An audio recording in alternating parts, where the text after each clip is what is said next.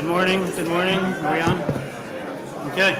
Just start. Good morning. It's 9:31. Let's go ahead and get started, folks. Welcome to the Revenue Committee public hearing.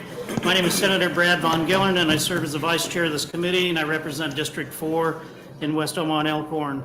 The committee will take up bills in the order that they're posted outside of the room. Our hearing today is part of your legislative process. This is your opportunity to express your position on the proposed legislation before us today.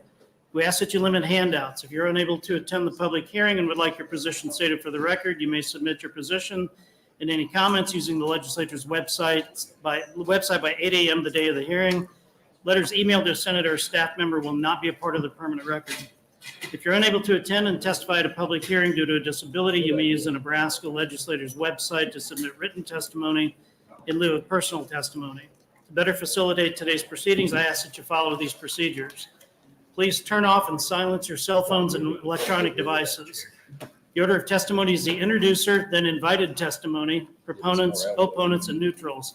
We'll then cycle through proponents, opponents, and neutrals. The testimony will conclude with closing remarks by the bill's introducer. If you'll be testifying, please complete the green form and hand it to the committee clerk when you come up to testify. If you have written materials that you'd like to distribute to the committee, please hand them to the page to distribute. We need 10 copies for all committee members and staff. If you need additional copies, please ask a page to make copies for you now. When you begin to testify, please state and spell your name for the record. Please be concise. It is my request that you limit your testimony to 3 minutes, and we will use the light system. We will have 2 minutes on green, 45 seconds on yellow, and then 15 seconds on red to wrap up. If your remarks were reflected, please listen to this closely. If your remarks were reflected in previous testimony, or if you would like your position to be known but do not wish to or need to testify, please sign a white form in the back of the room and it will be included in the official record. We have lots of folks here today, so I encourage you to take advantage of that. Please speak directly into the microphone so our transcribers are able to hear your testimony clearly. I would like to introduce committee staff. To my immediate left is legal counsel Charles Hamilton. To my left at the end of the table is committee clerk Anjanita Pierre-Lewis. If our pages would please stand and introduce themselves or introduce yourself. Hi, I'm Kim. Kim, where are you in school? We're a sophomore at UNL. All right, thank you for being here, Kim. Appreciate your help. Please remember that senators may come and go during our hearing as they may have bills to introduce in other committees. Please refrain from applause or other indications of support or opposition. For our audience, the microphones in the room are not for amplification, but for recording purposes only. Lastly, we use electronic devices to distribute information. Therefore, you may see committee members referencing information on their electronic devices. Please be assured that your presence here today and your testimony are important to us. It is a critical part of our state government. With that, we will open with LB1, Senator Linehan. Welcome. Good morning. Good morning, Vice Chair Von Gillern and Revenue Committee. Thank you for being here today. My name is Lou Ann Linehan, Louannlinehan. I'm here to introduce LB1 at the request of Governor Pillen. Nebraska property taxes are a crisis. For far too long, Nebraskans have demanded a change in property tax system and have seen little relief. While the legislature has made impacts in helping ease the burden over the years, we see property taxes continue to increase. LB1 is what the legislature has been trying to accomplish since I was elected.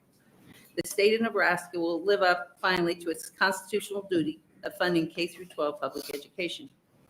LB1 puts a cap on local spending at the city and county level. This is a hard cap, 0% or no growth, or CPI, whichever is greater. There are several exceptions to the cap, including public safety, new growth, emergency declarations, voter-approved bonds, increases approved by the voters. The lid on restricted funds will be removed, which will provide more flexibility for governments to finance their operations through non-property tax revenue. I think it's important to note that in the 8 years since my class has been here, we have managed to set aside $1 billion in property tax relief. Our property taxes have gone up 1.3. That's the problem. We have to have some kind of spending controls or we can't solve the problem. The bill creates the School District Property Tax Relief Act, which will be used to lower property tax statements. The taxpayers will see their statements decreased by a large amount on an average of 50% after this plan is fully phased in 3 years. The general fund levy for schools will be eliminated in year 3. School districts will be able to collect property taxes for physical infrastructure such as voter-approved bond indebtedness, special bending fund, qualified capital purpose undertaking fund, better known as QCPUF. LB1 also contains the revenue-raising portions of this plan, which, if you don't have revenue raisers, your plans are very popular, but they don't work. So these new revenues will include the creation of advertising services tax act, eliminating over 100 sales tax exemptions, assessing taxes on certain services. There are a few sin taxes included in LB1, such as tax on pop and candy, consumable hemp, 30%, vaping products at 30%, increasing cigarette tax by $1 or for $1.64 total, increase the Keno tax from 2% to 5%, increase tax on spirits from $3.75 to $14.50, and an increase on games of skill from 5% to 20%, which is in parity with the casino slot machines. Additionally, to raise revenues, we would repeal the property tax income tax credit and use the funding for the new school district property tax relief act. LB1 makes changes in existing property tax credit fund. This is the first one, carving out school districts from carving out school districts from the calculation, since that funding will be applied to the new credit. So that's a wash. This and all new funding will be placed in the Education Future Fund, which will be used to fund the new credit. LB1 is an answer to high property tax problems. Nebraskans have been loud and clear. In fact, they want property tax reform. This will bring reform to our tax code. Overall, the state will be collecting nearly $1 billion less in taxes each year. This is a net tax decrease for the people of Nebraska. I want to point out there was some confusion yesterday. There's a great deal of confusion on revenues overall because of the P-tax pass-through, where people pay income taxes that the state will refund them. So I took $1 billion off total property taxes collections, actually Charles did, off total tax collections in Nebraska. So we understand where we really are. Subtracting out the $1 billion of income taxes, which is probably a wash. 48% of the taxes paid in Nebraska are on property taxes, 48%, very close to 50%. 30% are collected on income taxes. A little over 20% is sales taxes. So to say that they're all in parity is not correct. Half the taxes paid in Nebraska are property taxes. With that, I'll answer any questions. Thank you, Senator Linehan. Any questions from the committee? Seeing none, thank you. I presume you'll stay to close. I will. I'll be right there. Thank you. We'll invite our first invited testifier up, so Governor Pillen. Welcome to the Revenue Committee. Good morning, Senator Van Gillern, Senator Linehan, all members of the committee. I can't thank you all enough for your incredible work. It's really, really important. So my name's Jim Pillen, J-I-M-P-I-L-L-E-N. I have the incredible privilege to serve as the 41st governor of the great state of Nebraska. And I'm testifying in support of LB 1, introduced by Senator Linehan at my request. There's two pieces that I would like to submit to the committee. I have two handouts to share with you. One is from industry leaders across the state that have come out in support of our Nebraska plan. These are individuals who understand that we almost give a little in the plan to create the tax reductions. The second handout is a list from Nebraskans. List from Nebraskans whose voice isn't heard by special interests and lobbying groups. List of Nebraskans are being adversely affected. Over 1,000 Nebraskans. It's been put together in just a really, really short period of time who support this plan. These are folks that have worked their tails off. They love this place like all of us. they work their tails off and they're struggling to pay the bills. And they're at risk of losing the homes they've paid for crying out loud because of our outrageous property taxes. I'll try to stay close because I know you have a whole lot of folks to be able to hear everybody's voice. Maybe the first is, why are we here? As your governor, my view is I'm governor of all Nebraskans. And it's incredibly important that we address the extraordinary crisis of property taxes out of control in the state of Nebraska and for all Nebraskans. From my seat,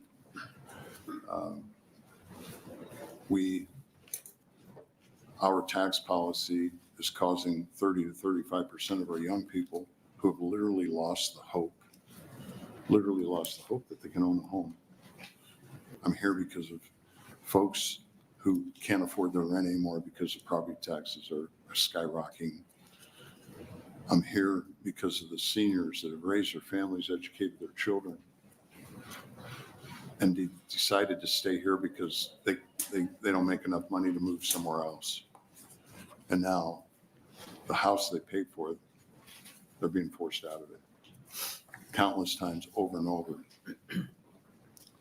And then, needless to say, as your governor, I think really, really important task is that we grow Nebraska. And we have no idea how many people go online to see what our income tax, and because of our partnership, we were able to get ourselves competitive. Still have more work to do, but we're competitive. We have no idea how many people don't come here because they see what our property taxes are and they delete Nebraska. You can't make this up. Just last week, I was working with one of our team members in the Department of Economic Development, working on a trade mission this fall. And I said, this one person I'd really like to have come on the trip, we're working hard. They want to come to Nebraska and do business. And I think it would really be good. Are you up for that? I said, you bet. And then he said, but there's just one little glitch. I said, well, what's the glitch? He said, they want to come here. They've already bought land. I go, that's awesome. He goes, no, the glitch is they bought the land across the river because of property taxes. They bought the land across the river because of property taxes. Countless. So earlier this year, and during the legislative session, I made it clear our goal was to reduce property taxes by 40%. While we're not able to get that agreed upon, this path the continues to skyrocket. I've been all over the state since that time. Had over 26 town halls with people from Bellevue to Chadron, from South Sioux City to McCook and in between, to hear directly from Nebraskans. And then countless others via email and every conversation I have. Everywhere I go, people come up and say, thank you. Thank you for not giving up. Thank you for continuing to fight. Everywhere I go, countless times every single day. LB1 represents transformational tax reform for the state of Nebraska and all of our citizens. This plan will allow young Nebraskans to become homeowners. It will no longer be turned away due to high property taxes. There's not just one key to solving this problem. I think it has to be addressed from a multitude of different perspectives. So number one, we simply have to control local spending. This is an evaluation problem. This is a spending problem. Number two, we have to cut excess waste in state government. We're making progress in the first 20 months. Number three, we have to go back to a policy of 60 years ago with a broader sales tax base.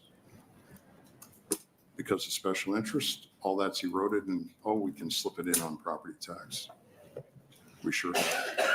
And we've got, when this calling happened to me, I was astounded when I found out of 244 school districts, 180 school districts virtually had no funding from the state.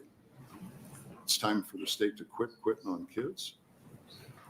one thing we all in the state agree on is that we believe our kids are our future.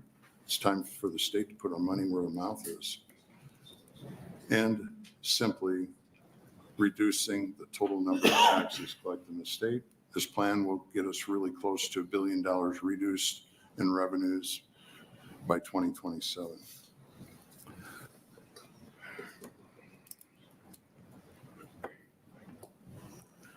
There's a lot of people that in this process don't have any interest in being confused by the facts. I think it's really, really important that we focus on the facts. This plan is not a tax increase. This is a tax decrease. LB1 will reduce the total number of taxes collected by just under $1 billion. This will be the largest property tax reduction in state history. Here's the facts. If you own a $275,000 home in Lincoln, you'll save $2,158.16. In order to outweigh these savings, if you own that home, you live in that home, you would have to spend $28,000 on the newly taxed items, $28,000 for that to break even. Can't emphasize, this is a tax cut. People that are calling it $1 billion tax increase are doing different math than I learned. LB1 will place a cap on local government spending of 0% or CPI, whichever is greater. There are some exceptions. Safe for public safety, that we capture new growth and that we allow local voters to increase tax collections if necessary.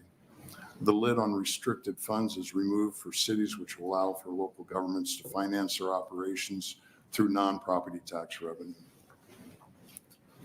Additionally, this bill will finally give public schools, our kids, the support they need and deserve from the state. A new tax credit fund will be created that will be applied against school taxes paid. When this is fully enacted, it will eliminate the general fund taxing authority from school districts from $1.05 levy to 0.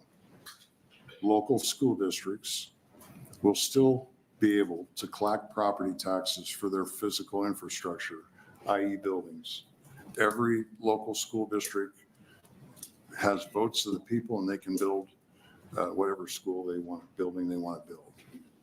If a community wants to have the greatest architectural wonder of the world, that'll be the privilege of the voters of each school district. Local control is 100% intact. The difference is simply votes of the people instead of the pressure on votes of 3 and 6 people. It's really crystal clear. I can't believe how long it took me to understand this, but the facts are clear. We have state statute. We have state statute that says whatever the valuations go up, the levies go down, no change in property tax, except we have a pop-off bill that allows every local government to exceed it. And we've been very good at it virtually everywhere, 100% of the time. Local control is votes of the people, not pressure on 3 and 6 people.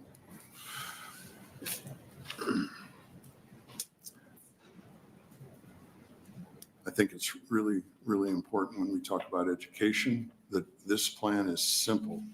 We have the state funding. We have the state funding education, period. It allows school boards and superintendents to focus on the things that matter, like classroom instruction, increasing teacher pay, improving literacy gains, and helping students improve test scores, not how do we find more money. I've asked school board members across the state, which by the way, I think is the most important elected position there is, the school boards. Why did you run for the school board? I have yet to hear one say that because I'm a TIOSA expert and I will help superintendents find money. This plan simplifies the funding and allows consistent supply and trust and confidence instead of trying to find X million dollars after valuations go up.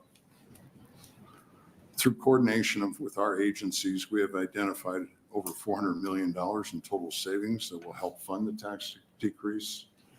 And as we improve services to Nebraskans from the state government, we'll continue to find more savings. The state will repurpose existing property tax programs to provide more direct and impactful relief to all home and property owners. This bill will eliminate over 100 sales tax exemptions currently on the books, helping expand the tax base. A tax will place on pop and candy, consumable hemp, vaping will be taxed at 30%. Cigarette tax will increase $1 to $1.64. Games of skill or quote gray machines will be taxed at 20%, which is in parity with the casino slot machines. The increase to 5% on Keno taxes and the increase in spirits will bring us to close to our 50 state ranking in beer and wine taxes. Overall, Nebraskans will have their property tax statements reduced by an average of 50%. In 3 years, in our K-12 schools, we receive more funding than ever, helping make sure that we can increase the pay of our teachers. This plan gets our state in the game. It gets us to become competitive. And finally, allow for more citizens to become homeowners. Maybe last, you'll be hearing from Dr. Goss today, who he and his team have put an assessment of this plan. One piece of it that I think is that I would like to highlight. I just saw it this morning, an hour ago. Dr. Goss will talk to more detail later in testimony, but this plan increases GDP for Nebraska. This plan will improve employment, and this plan will increase state receipts. This is a quote from Dr. Goss that he says, central to the issue advanced by this study had a high sales tax burden and lower property tax burden. This is the key to growing our state. The states that have the highest sales tax are growing the fastest. I appreciate the opportunity before you. I can't say enough to thank everybody for their work and be happy to take any questions. Thank you, Governor. Are there any questions from the committee? Senator Dungan? Thank you, Chairman Hannan. Governor, thank you for being here today. I know that this has been a long endeavor getting here, and I know there's a lot of people here today, so I appreciate you being here. Also want to say thank you for your continued efforts on this. You know, we've been, all of us here as a committee, talking about property tax for quite some time, and earlier this summer, I know you reached out to myself and other members of the committee and asked if we believed in property tax reform, and everybody does, right? Everybody in this room agrees that property taxes are a problem. I think where we tend to disagree as a legislature is what to do to fix that. So I just want to say I appreciate your continued efforts to address the issue. In some of the meetings that we've had, you know, I've expressed some concerns about this plan previously, and I'm not going to dig into the details at this point. I can ask other people who are testifying about that, but I've received a number of communications from constituents and Nebraskans expressing concern, right? Concern over what this plan's potential side effects could be, what this plan's potential impact could be on individuals, and what the potential impact could be on businesses. For example, I received a letter from a manufacturing company here in Lincoln saying that based on their calculations, they would anticipate that under this plan, they're looking at about a 515% increase in taxes in sales. And so I'm curious, you know, when you hear that, and when I'm sure other members of this committee have heard those concerns, how is this not a sales tax increase? If we're talking about broadening the sales and use tax base, that does inherently mean that we're going to be paying sales tax on more items as a state. And so I'm just curious how this is not actually a sales tax increase based on the fact that we're seeing manufacturers and other businesses do their calculations and see they're going to be paying hundreds of percentage points higher in taxes overall?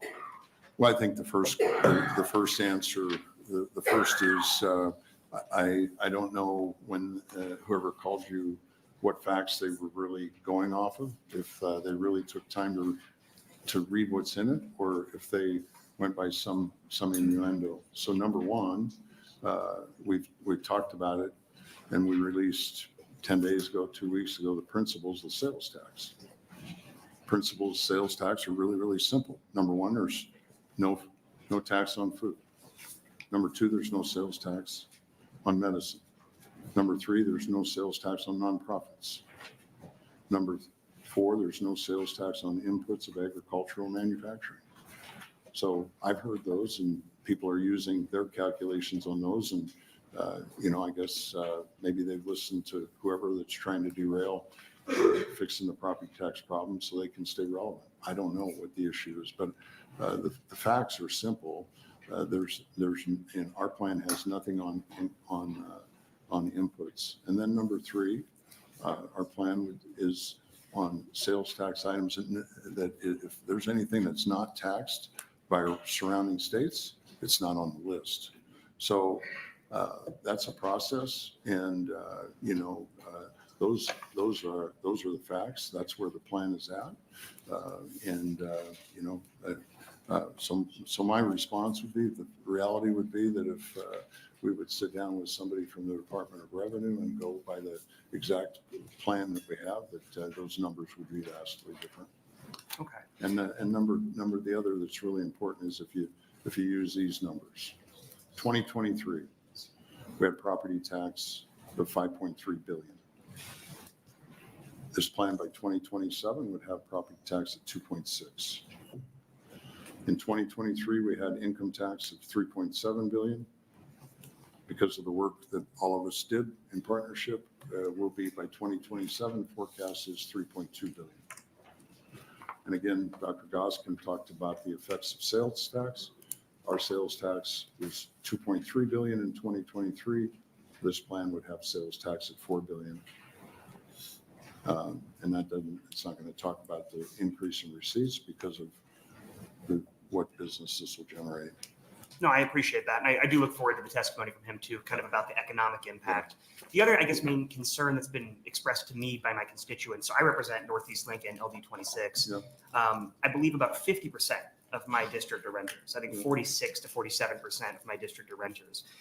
Friends of mine and constituents have reached out saying, based on their analysis of this plan, they're not going to see any benefit. Yeah. And I know in some of the town halls we've had, and you've talked about, property tax is so out of whack that you don't even have to own property to be affected by it. But when we're talking about providing property tax relief, the individuals who don't own property are now, if this plan were to go forward, going to be increasing their sales tax they're spending, their sales and use tax they're spending, without receiving any direct benefit.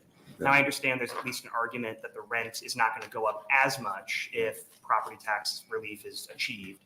But what do I say to my friends and my constituents who are reaching out to me and saying, I'm going to be paying more in taxes and I'm not getting any benefit? Why would I support this plan? So I guess, how do you respond to the renters out there who are also seeking assistance? Yeah, I appreciate the question, and it's extraordinarily important. Number one, I think we'd all agree that if we don't do anything, if the answer, like some say, no, that property taxes are going to keep going up. They'll be going up $1 million a day, and rent will continue to go up. So if we do nothing, rent goes up, just like it's been the last years. We'd agree on that, right? Mm-hmm.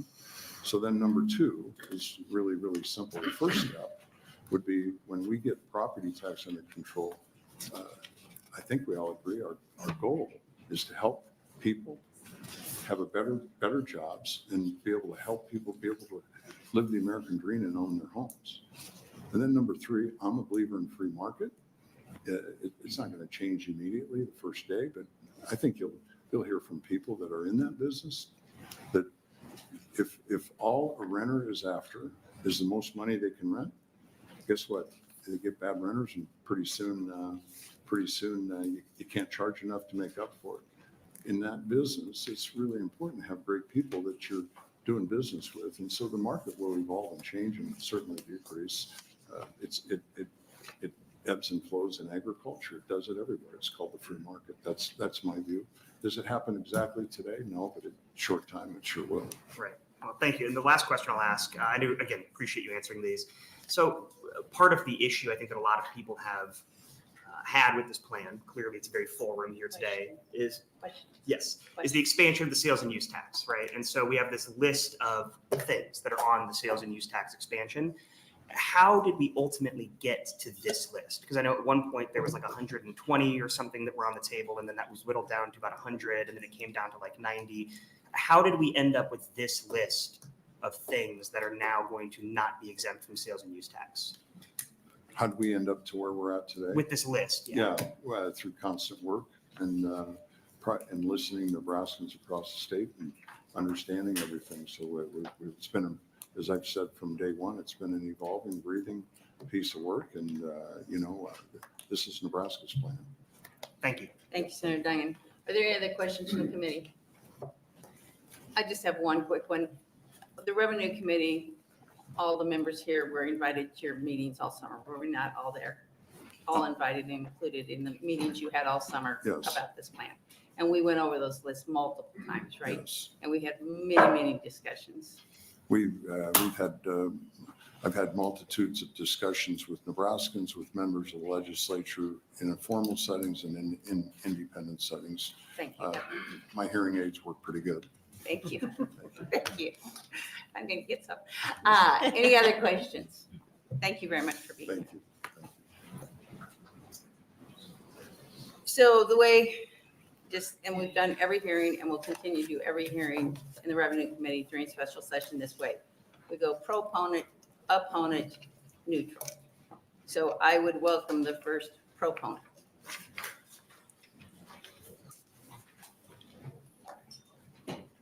Familiar faces.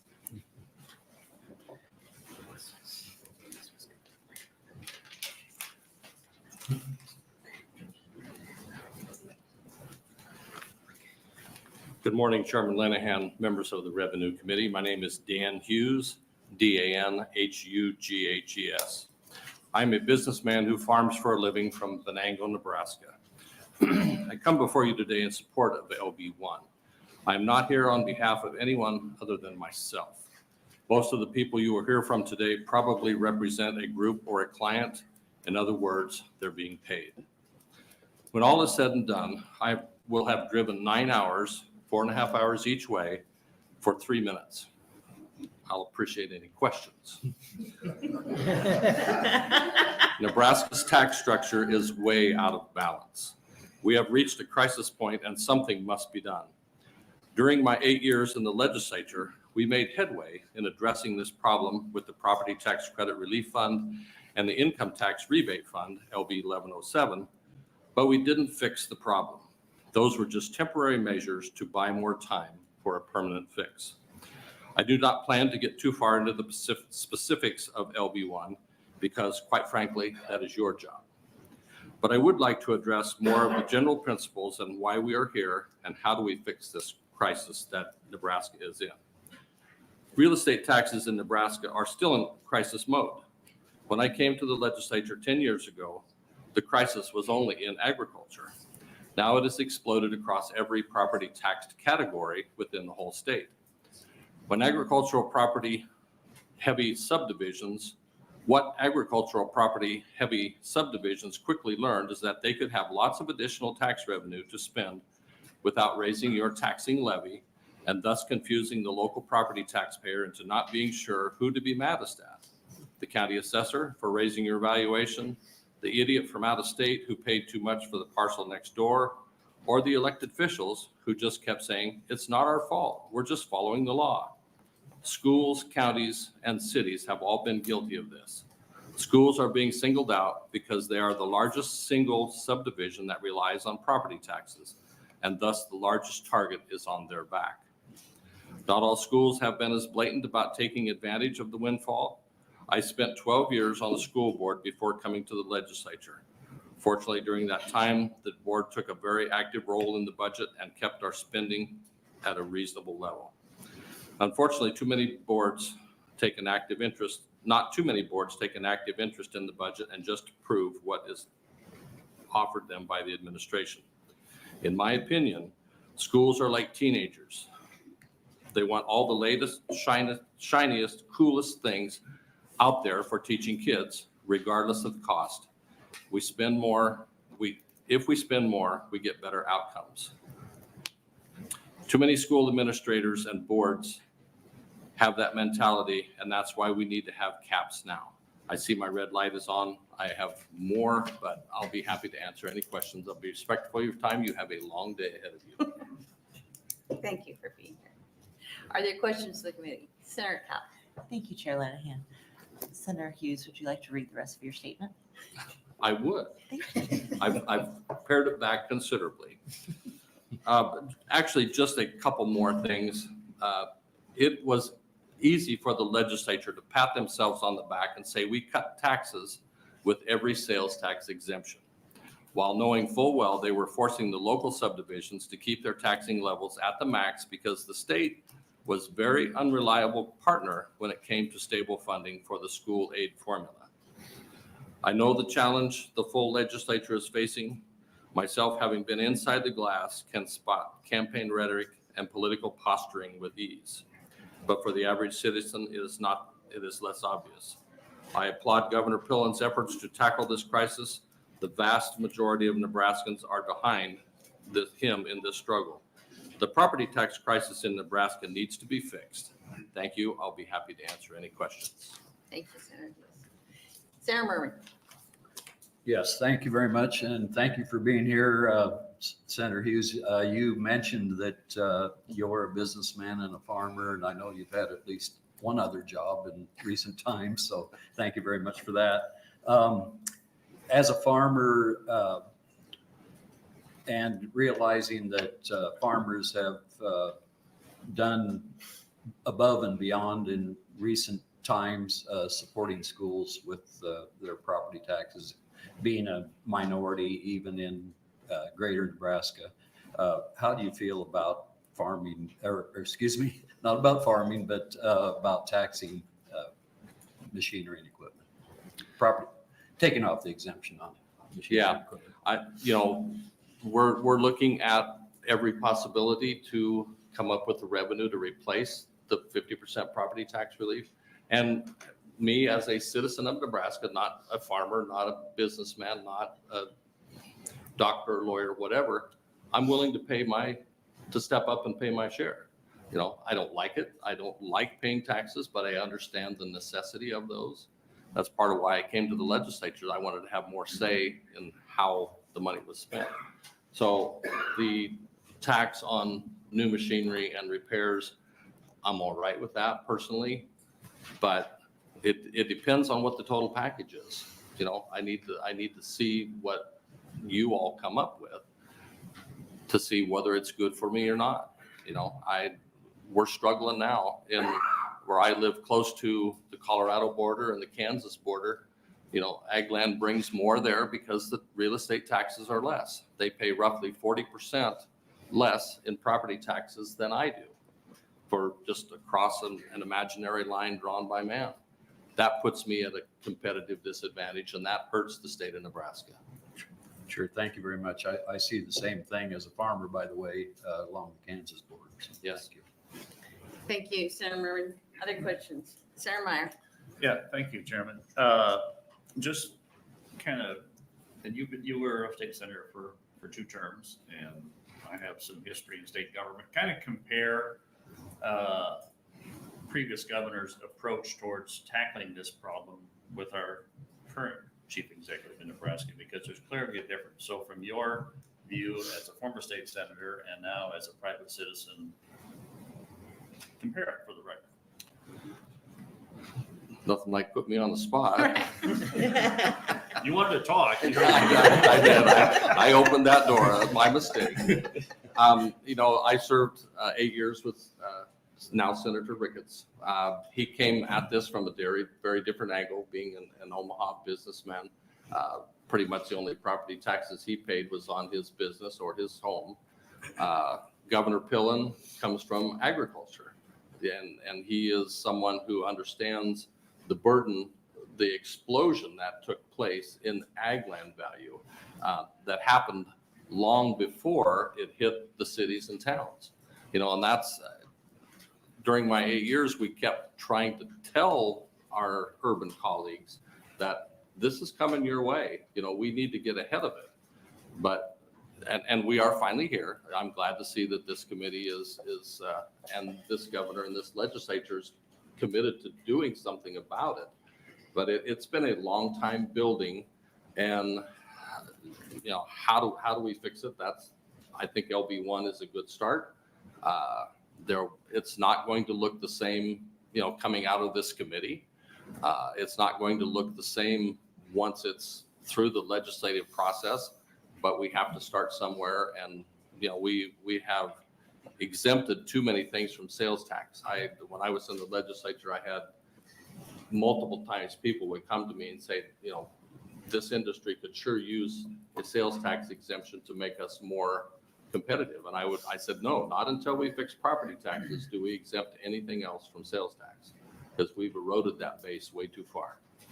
I kind of got off subject, but I think Governor Pillen's background in agriculture, having lived this crisis for the past 10 years, has created a sharper focus than his predecessor, than Governor Ricketts did,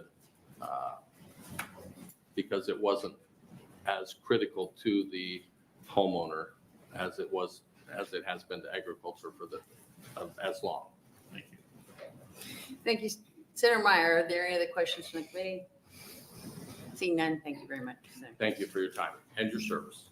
Opponent. Next is an opponent.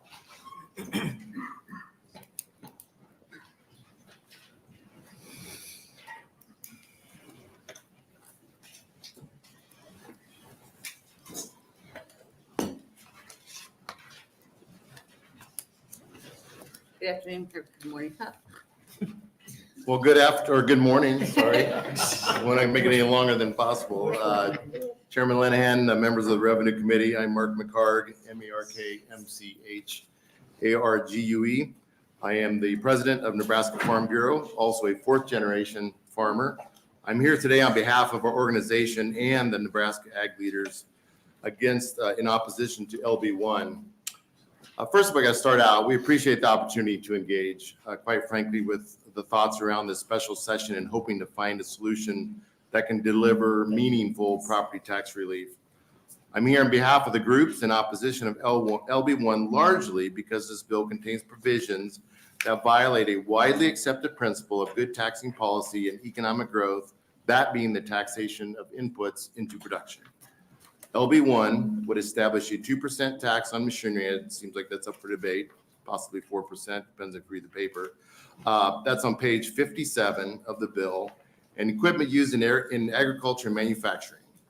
It is commonly known that taxing inputs into production makes products more expensive for both the producer and the end consumer due to the compounding of taxes, commonly referred to as tax pyramiding. This approach to taxation is widely criticized by tax experts across the country as detrimental to economic growth. Moreover, the new form of taxation will make Nebraska farmers less competitive compared to those in the neighboring states. Nebraska is the top 10 agriculture producing state in the nation with the third largest ag complex. Our members are competing with farmers in Iowa and Kansas, which are also in the top agriculture production states. Neither states tax inputs on agriculture machinery and equipment in terms of our neighboring states. Only South Dakota, where their GDP on agriculture is fifth, tax agriculture machinery and equipment. They do not have income tax. Lastly, but certainly not least, this approach will surely increase costs and tighten margins for many farmers, particularly young farmers who rent agricultural land and may or may not benefit directly from the tax relief. With that being said, we absolutely appreciate the conversation, discussion around school funding that LB1 introduces into the mix. We believe tax reform should center around efforts to reduce government spending, the establishment of stricter revenue caps, budget limits on local government. Additionally, we advocate for enhanced government efficiency, utilization of future revenue growth, and if necessary, sales tax base to encompass a wider range of end goods and services that are used by a sizable portion of Nebraskans, including farmers and ranchers, provided that that base expansion does not increase greater collective tax burden on Nebraska. We are open to conversations in these spaces, some of which are touched on in LB1. If the legislature can come together with a plan that systematically gets our tax state on the right path for property tax reform over a period of years without turning our tax system upside down overnight, our members would certainly consider that a success. Would be happy to answer any questions.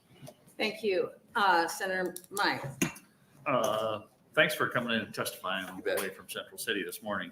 Have the members of your group that you represent compared the removal, and are they fully aware of the removal of the personal property tax schedule that they've had to do every year? And you've compared the removal of that with the 2% or 4%, and how does that balance out? Yeah, certainly our members are supportive of the removal of personal property tax. I mean, we understand that is, that's part of filling in the gap. It still doesn't get around violating a tax principle of taxing input. So I mean, there's a trade-off there, obviously, but you're still violating a tax principle of taxing inputs. And that gets into the total dollar conversation, net gain.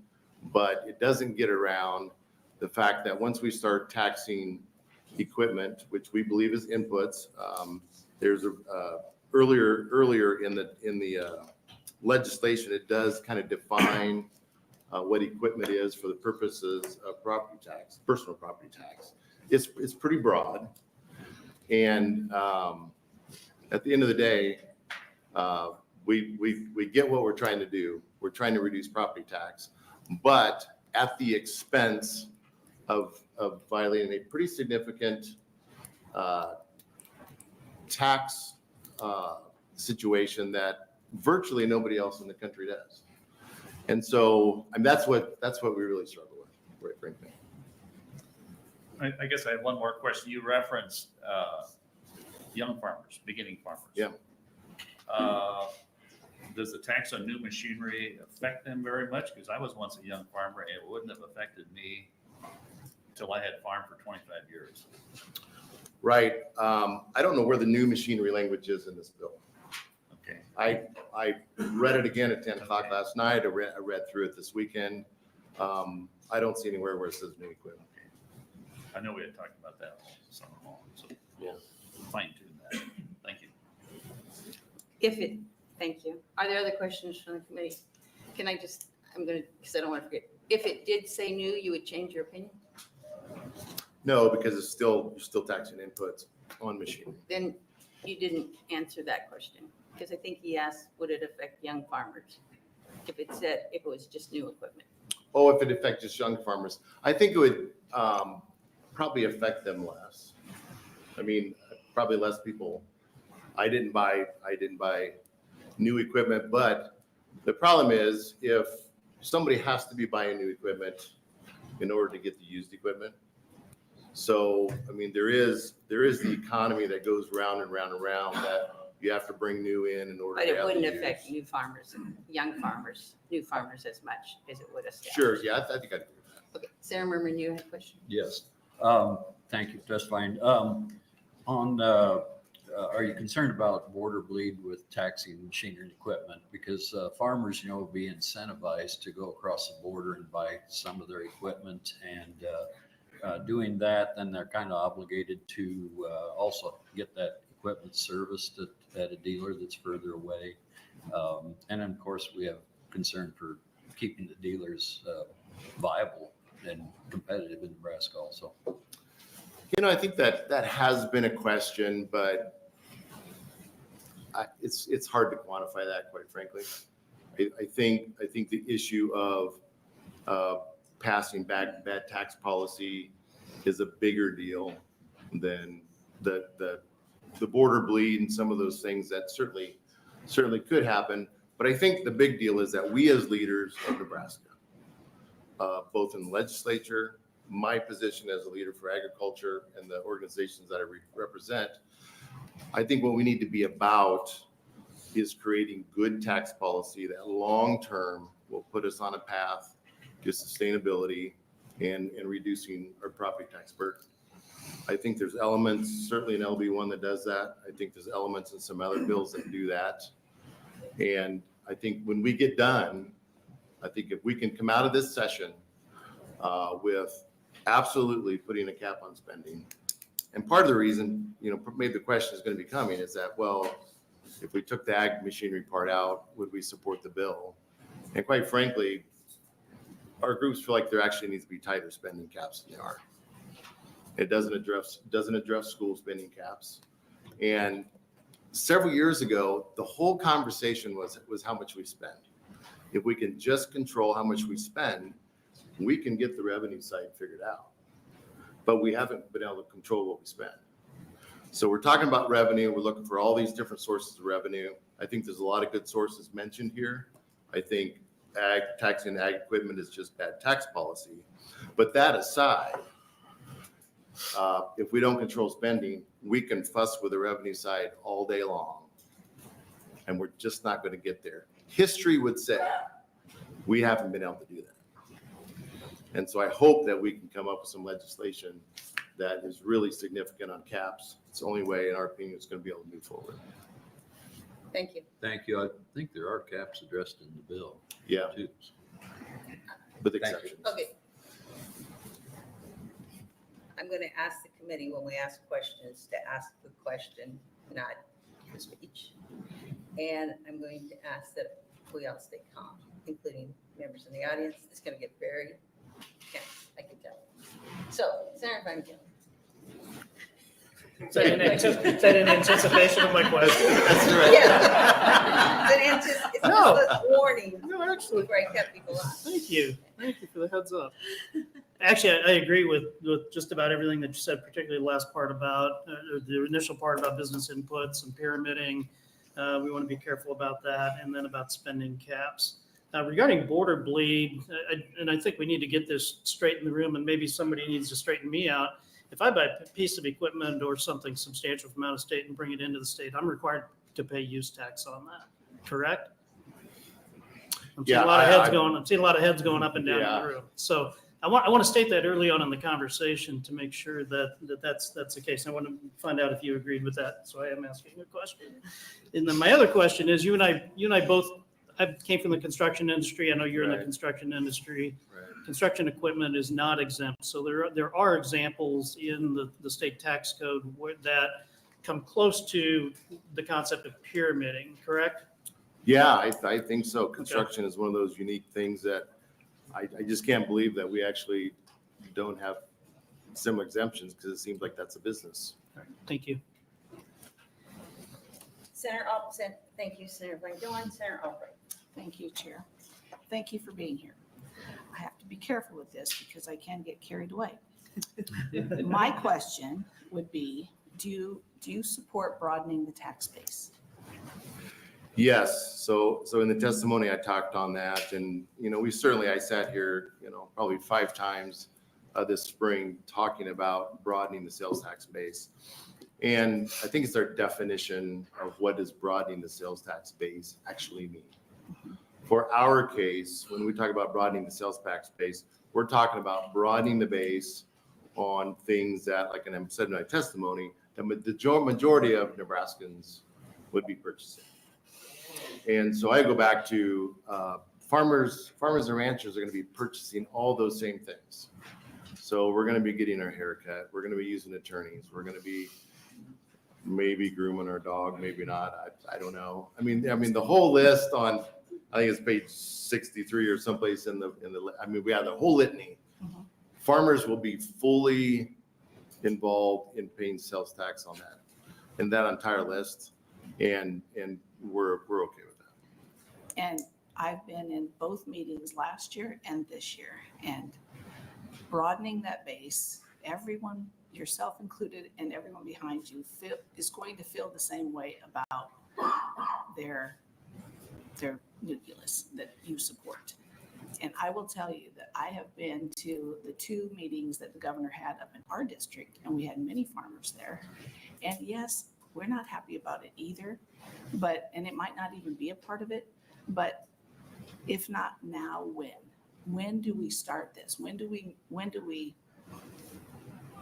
introduce this to the public, that this is the start, just like funding schools? You won't know what you have until you do it. When you cap cities and counties, we won't know what we have until we do it. And we're always going to be there for the people of Nebraska. But do you believe that everyone should consider what they can do for the state of Nebraska to make us the healthiest state, the strongest state, and the most fiscally responsible state? Yeah, absolutely. That's the reason I can't believe I'm sitting here in a special session solely to deal with tackling the property tax issue. Because it is really substantial. I mean, I agree with the governor. I mean, ag's been in this spot for a long time because we kind of took it on earlier. But I think it's just important how we think about it. And I think there's good ways to do it and there's poor ways to do it. And one of the ways we don't want to do it is violate good tax principles. Now, I think broadening the base on the majority of people that pay in, I think that actually is probably good tax policy. I don't know what Ernie Goss is going to talk about for sure, but I would agree with that, and we don't disagree with that. Thank you. Thank you, Senator Albright. Are there other questions from the committee? I just have one. We've had bills in front of the committee that would try to have definitions for what actually is an input. It's been my experience that nobody likes to put that list together. I think you're probably right. So what list where do you get your definition of an input? Well, I don't think there'd be much argument that, agriculture equipment and machinery is Okay, considered. but that's not my question. My Okay. question is, where did you get your definition of an input? Well, on page, Not in the bill. I'm looking for an economic, because this has been a struggle for the Revenue Committee for 8 years. How do you define what an input is? I would say an input, as defined in the bill for personal property tax as well, is something that you buy that goes in to the process or the use of a piece of equipment to make an end product. Okay. But you don't have an economic definition that you're leaning on of an Like, input? what do you mean by? Or an accounting definition? There's no definition that the Revenue Committee can go to, no place where we can go and say, this is what an input is, and list inputs versus, because everybody here today is going to talk about how they're an input. I can almost guarantee it. Yep. But I think there will be less discussion about whether specifically our issue, that equipment is an input or not. I think you will have, you're right. There's going to be lots of discussions about what's considered about input, but I don't think there's probably gonna be a lot of discussion whether equipment used in agriculture and manufacturing is actually an input. Okay. Any other questions from the committee? Seeing none, thank you very much.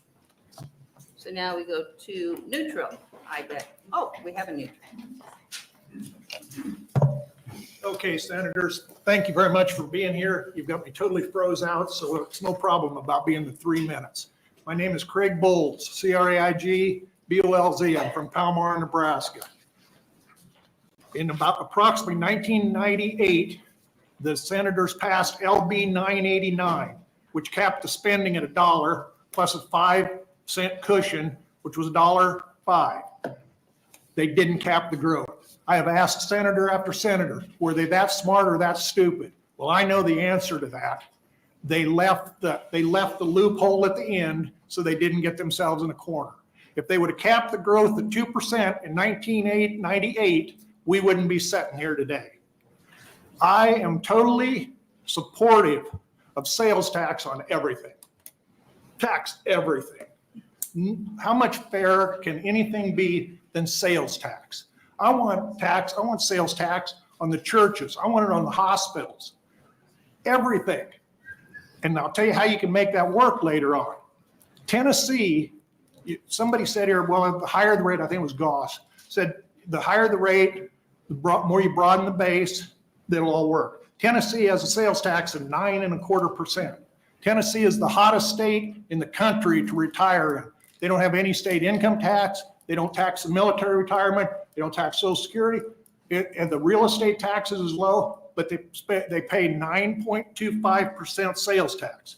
I want no exceptions to sales, none. Okay, now I'm gonna say something and nobody's gonna believe me here. I don't even want commodities taxed. I want sales tax on all commodities. On the cattle, the hogs, the grain, everything. Maybe only 1%, but tax it. Tax everything. When you get down to the end of the day, the consumer pays all the taxes anyway. You know, people argue about, oh, we got to tax corporations. The consumer pays the taxes. So let's just accept that. The way you're going to make this work, you're going to massively broaden the base and then lower the tax rate. I don't think there's a person that would ever accept lowering the sales tax rate. If you lowered the sales tax rate, what's the whiners got to complain about? What's the whiners got to complain about then? They're going to say, hey man, we're lowering your sales tax. What could you complain about? That is what would make this work. We all know that at the end of the day, that taxes are all smoke and mirrors anyway. But the simple fact of the matter is, there's two things that need to be said here. We have to cap the spending to make anything work. That has to be number one. If you can't stop the school spending, you ain't ever going nowhere.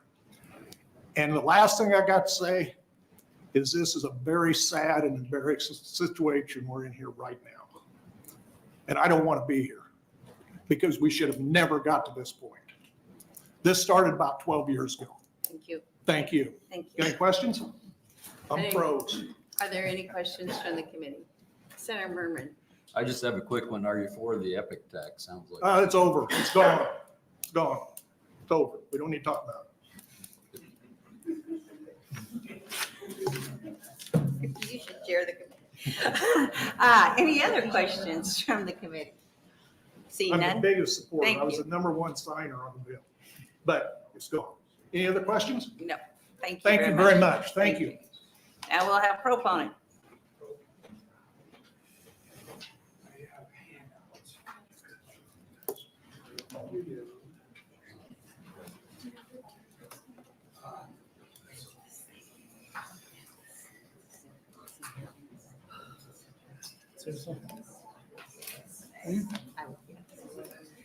Good morning. Good morning, everyone. My name is Dave Naidy. I'm from Omaha, Nebraska. I'm here to support LB1 Kenobi, Governor Jim Pillen, in his effort to transform the state with his lifesaver and make a big, big difference on what life is like here. Now, I run a company called Naidy Business Advisors, and we work with family-run companies, helping them do valuations, help them structure their succession plans, transition the business to kids, or sell when they're ready to sell. Without a doubt, 100% of my clients that sell their companies leave Nebraska. Not 50%, 100%. And they leave because they can move to other states and cut their taxes by 60 or 70%. I have a handout that is in this mix. If I take time to go through it, it'll blow my 3 minutes. So I'd like to make my comments, and then if you would be kind enough to ask me a question where I could take you through the spreadsheets, I think it would be make a big, big difference. And Senator Dungan, you can't cash flow this state on the poor and the renters. You can't. You have to have entrepreneurs and business people that are creating jobs and opportunity for your renters that you care about. If they sell out and they move and national firms come in and take over their companies, they eliminate employees to cut costs and make money and become more profitable. So you've got to be mindful of the fact that we have got to make Nebraska competitive for the people that create jobs. Now, if you do a quick study and you look at what the different rating groups are around the country, you'll find Wallet Hub has us the 43rd lowest tax state, which means there's like 37 states that tax less than we do. Tax Foundation has us in the 10th highest spot. TurboTax has us at the 7th highest in property tax. Yahoo Finance says that Nebraska is the 8th highest tax state overall. And I handed out some 2019 studies that I just grabbed where Nebraska's ranked the worst state in America by Kiplinger and Fox Business. And we can go over that if you'd like. Why would anybody want to retire in Nebraska? You'd have to be financially nuts if you put the math together. Our national reputation stinks, folks. It stinks. We don't have the Ozarks. We don't have the lakes. We don't have the beaches. We don't have the mountains of Tennessee and Wyoming. We don't have the warm weather of Florida, Texas, Arizona.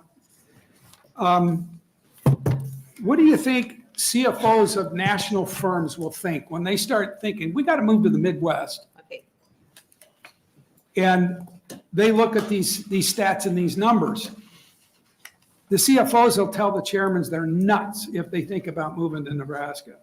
And so Thank you, Mr. with that, I'll open it up for questions. Thank you. Does anybody have a question from the committee? I will ask you to quickly explain this chart. Okay, what I did, some of you may know, I ran for governor in 2006, and then Tom Osborne got in and fell on me like a piano, and then we ended up splitting the vote, and Dave Heineman won, okay? But I stayed in the race knowing I was going to lose because I wanted to promote the reforms. Okay. I did these charts back in 2006, and we took a modest income level, a middle income level, and a upper income level. And let's just go to the upper since I will try to save time here. We assume they had a house of $500,000, an income of $250,000, and a Lincoln Navigator and a Lexus 470. And we looked at those three taxes. And we found that if they moved to South Dakota, they'd save 70% in the cost, the out-of-pocket cost of real estate, state income, and motor vehicle taxes. Florida at 71%, you save. Texas, you save 64%. Arizona, 32%. Colorado, almost 40%. If you move to Cheyenne, Wyoming, which a friend of mine just did, you save 82%. That was in 2006.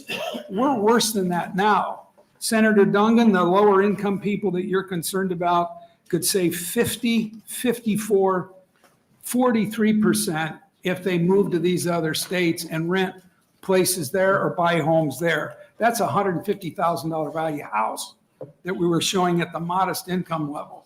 Thank you. The math tells the story. I agree. Math does tell the story. Any other questions from the committee? Seeing none, thank you very much for being here. Appreciate it. Opponent.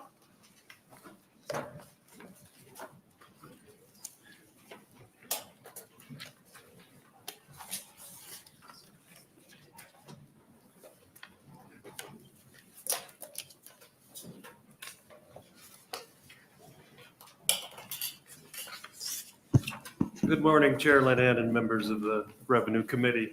My name is Brian Sloan, Bryan Slone, and I'm the president of the Nebraska Chamber of Commerce. I'm here today representing the Nebraska Chamber of Commerce, the Fremont Chamber of Commerce, the Kearney Chamber of Commerce, the Nebraska Trucking Association, the Nebraska Federation of Independent Businesses, Northwest Nebraska Development Corporation, Seward County Chamber and Development, the Nebraska Chambers Association, and the Nebraska Economic Developers Association in opposition to this bill. Those groups represent 55,000 businesses within the state of Nebraska. We were able to have a lot of discussion yesterday, so and knowing your schedule today, I'll keep my remarks short. If you look at the second page of my testimony, I'm going to address some questions from yesterday and Senator Meyer's specific questions in terms of the growth of income taxes, sales taxes, and property taxes since that 21 data that I provided yesterday.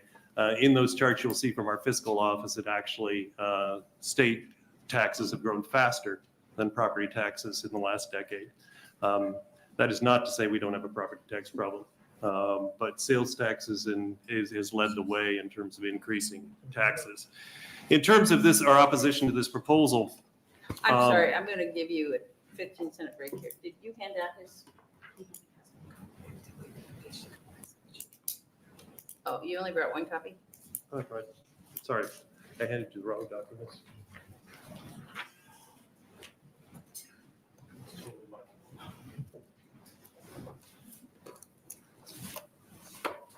I did give her a copy of the bill, but I don't think that would have been very helpful. So my apologies on that. Very quickly, we're not going to be able to tax our way out of this property tax problem through a tax shift. And this particular proposal has some particular impacts. We have to, in order to provide real tax relief to Nebraskans, we need to continue to grow the economy. Unfortunately, this bill has already mentioned tax inputs, both in terms of agriculture and manufacturing, the two largest business segments in the state. Tax Foundation is beyond that. Tax Foundation this week has identified that 72% of the sales taxes apply to business. Two, we have to become a technology state, both in terms of ag and manufacturing, but our other industries. Substantial investments need to be made in technology, and this bill would tax a lot of technology. And third, we need to provide housing and economic development to actually attract workforce. That is our number one issue in trying to deal with these issues is workforce. This would tax housing repairs and from a TIF standpoint would dramatically affect economic development. These are all issues that go to the fundamental question of how do we go about solving this tax problem? And as I said yesterday, I think it starts with scoping the issue in terms of knowing exactly where we need to get to, having a joint target with everybody at the table of how much we have to reduce property taxes, and then providing the budget cuts and the growth in the economy to fund that. So with that, I'll answer any questions. Thank you, Senator Meyer. Thank you for coming again this morning. Yes, thank you. Sitting in the hot seat. A couple of years ago, the university, I think the state of Nebraska and the chambers participated in something called Blueprint Nebraska. Mm-hmm. The top bullet point of things that need to happen with the tax structure in Nebraska is broadening the sales tax base. Why is everybody all of a sudden distancing themselves from all the work that went into that 3-year project, and now it's irrelevant or not accurate? Which is it?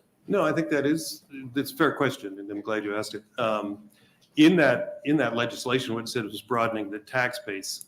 Broadening the tax base usually comes with a lowering of the rates. I was fortunate enough to work on President Reagan's 86 Tax Act, which was a tax broadening the base, lowering the rate. And so I hope Dr. Goss will echo the same. The key to growth, and tax systems are always a burden on an economy, so any tax has a consequence. So as you broaden the base, you need to lower the rate and create less friction related to that tax. In the states that we talk about that are the fastest growing states, they have used sales tax broadening actually to lower income taxes. Almost all of these states we'll talk about that are the fastest growing states have 0% income tax rate.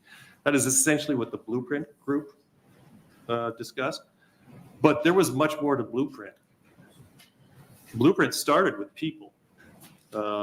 We have a real people challenge because we don't have enough K through 12 students even to replace us at this point. Attracting and retaining young people was the number one piece in Blueprint. And having a tax system that's effective in attracting and retaining young people, and while I agree, property tax and housing purchasing is important, but this bill will fall specifically on young people who don't own property yet, and I will be a benefactor, and a lot of my age group will be benefactors, but we need to be very careful in how we tax young people in this state. Thank you. I'm sorry, did you have a follow-up? Yeah, I guess I do. You referenced several people use the word shift. Yes. What's the difference between a 15-year shift to the property tax situation we are now versus a shift to evening out where we need to be? Because where I sit, we've had a 15-year shift. Make no mistake about it, on the property taxes at all levels. Well, I think so now we get. I think that's what the graphs on page 2 indicate. Property taxes have gone up to untenable levels, and I'll be the first to agree. At the same time, if you look at what's happened to income taxes and sales taxes, they've actually risen just as fast. Inflation is currently, people are earning more, but inflation is causing people, even with increased wages, to be able to buy less. And when you tax inputs, or I better be careful with the chair, when you tax businesses, additional costs in the production of their goods and services, and that's passed on to consumers, and you increase inflation, you decrease purchasing power, and you decrease the number of purchases.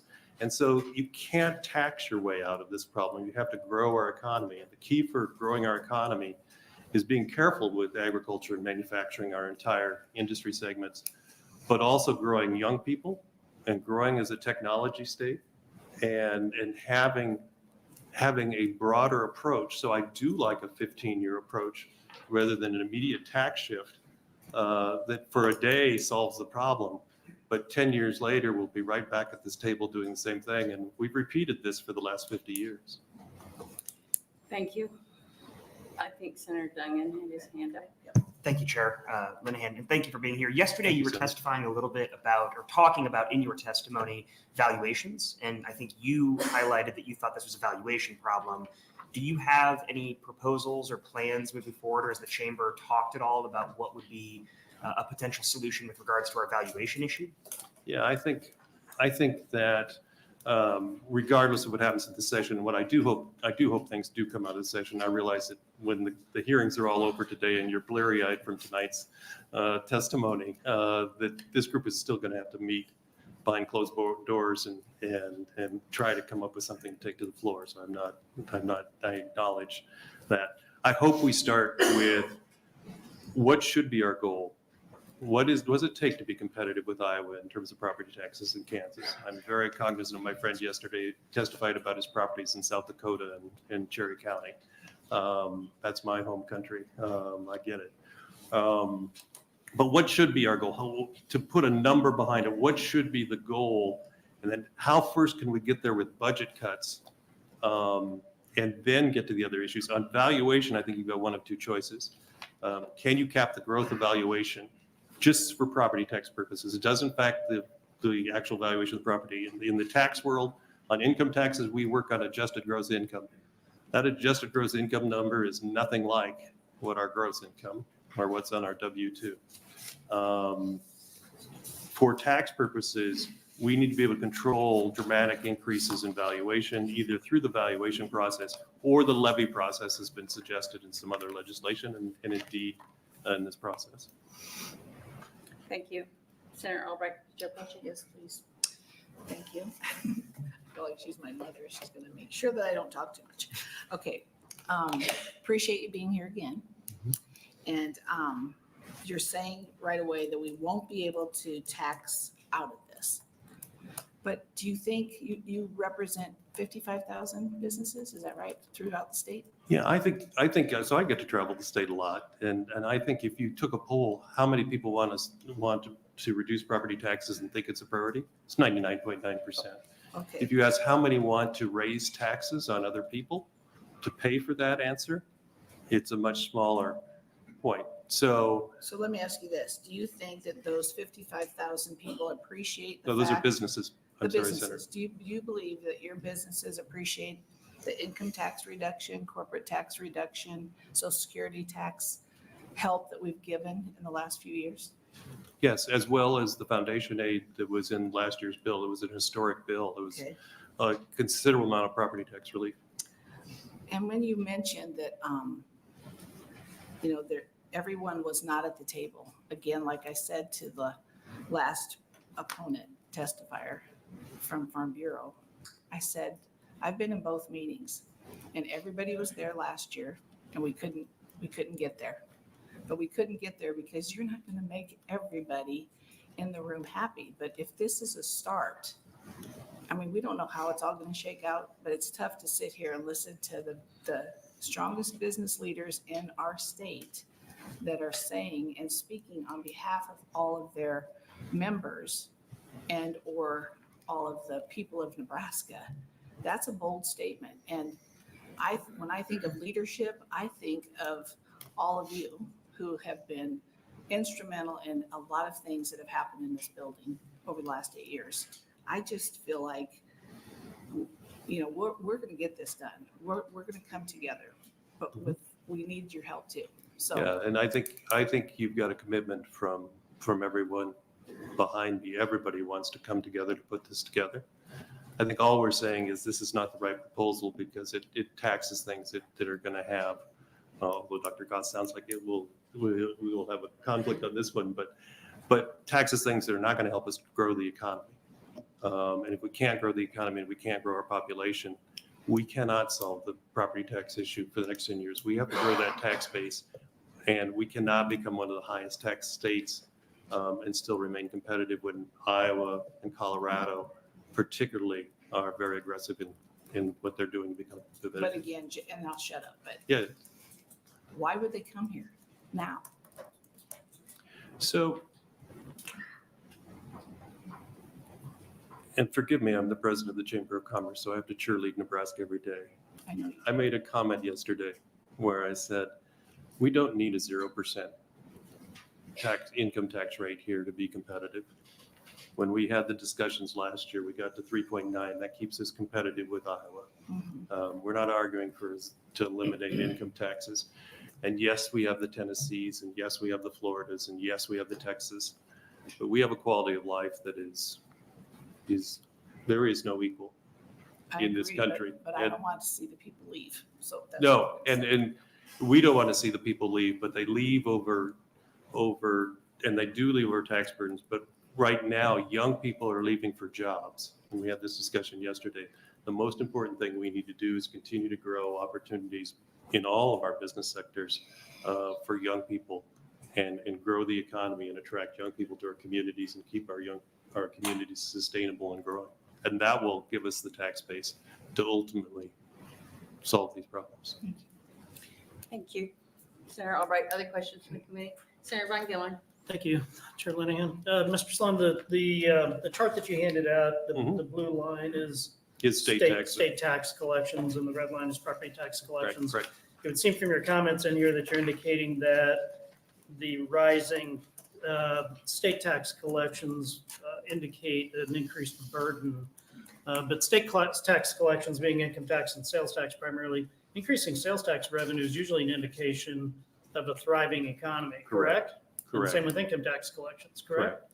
So I don't think this is and the state did not raise income tax rate or sales tax rates during these time periods. So I think, just for clarity, I think I want to ask if you would agree that that's a sign of a thriving you're correct. economy.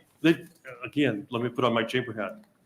Nebraska has done fabulous in the last 10 years in all sectors. I've never seen the kind of economic growth in Nebraska that we've seen through COVID and beyond. We actually were one of the fastest growing state, maybe Utah, but I think we were the fastest growing state during COVID.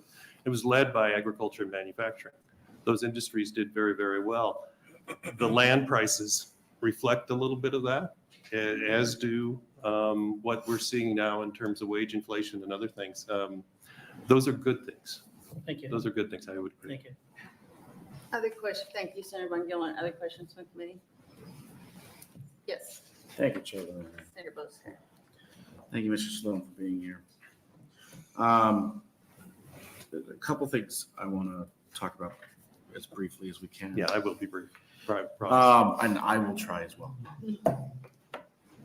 You talked about South Dakota. You made reference to South Dakota, where they have increased their sales taxes collection significantly. And that has primarily fueled the elimination of an income tax.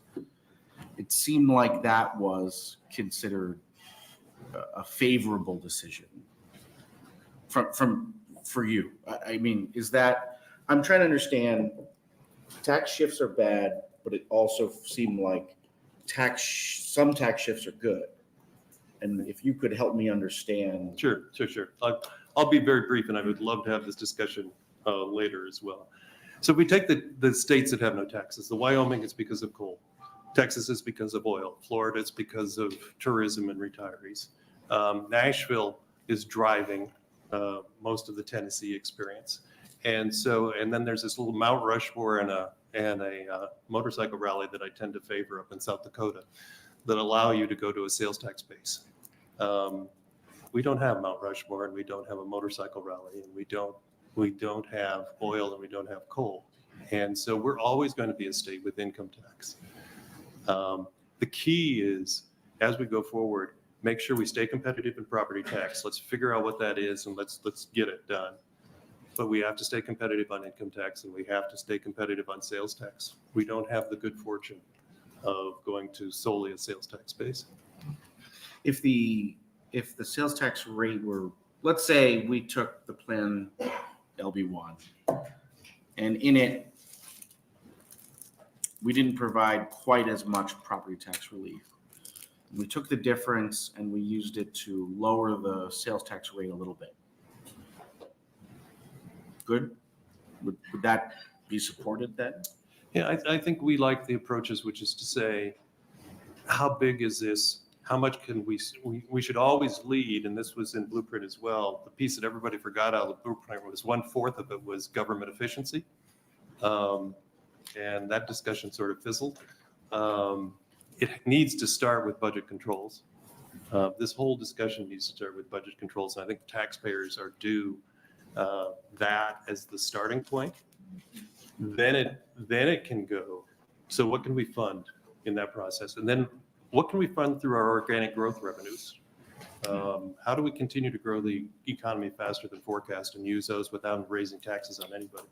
If we get to a last resort, at some point in raising taxes should always be the last resort.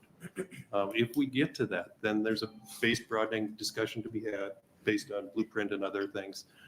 That's a fair discussion, but not in a special session over 2 weeks. The last thing, thank you. And actually, one thing I'll just say is I appreciate that you do want to offer other ways of doing this. So this is a comment to you as a point of thanks, but also as we go forward at this hearing. There are things in LB1 I don't like. But I will say it is really easy to come and just say, here, this is bad. Correct. Without actually trying to provide a way for us to solve a problem that a lot of people have identified. Yeah. And so thank you for trying to also do that. Senator, I'm committed this fall to participating in and helping find common ground, but a database common ground that whatever happens in this special session, that every one of the 49 members of this legislature has the tools and the data in the next session to do whatever we think we have to do to come up with a long-term plan. And we may not solve it in the next session completely, but the discussion needs to go forward. We're not opposed to it at all, but we just want to be data-based and business-like about how we go around this and start with budgets and make tax increases the last resort. I feel your frustration. Yeah. So I'm going to break my own rule. First of all, I don't think any of us are blurry-eyed. I think we see pretty well up here. I think there's a huge amount of experience on this body and on this committee. And I haven't heard that we're only going to be here for 2 weeks. So for everybody, keep coming up here and say we're on some short shoestring here. We don't have enough time. I don't understand it. My recollection is Blueprint said that income taxes should go down to 3.99 or 4%. Correct. So we got that going. We got that. Your chart includes 24, which all of Projections. all of us know includes the pass-through any tax income that's going back out. And there is an in and out there, but for the 15 years before that, the state rate's been higher than the local rate. Here's a question. You've mentioned cost control several times, which actually are in LB1, but never mind. How many times have you, members of the chamber, or of all the other groups you represent today, been to a school board meeting, a city council meeting, a county board meeting, representing the chamber or your other groups to complain about property taxes and spending?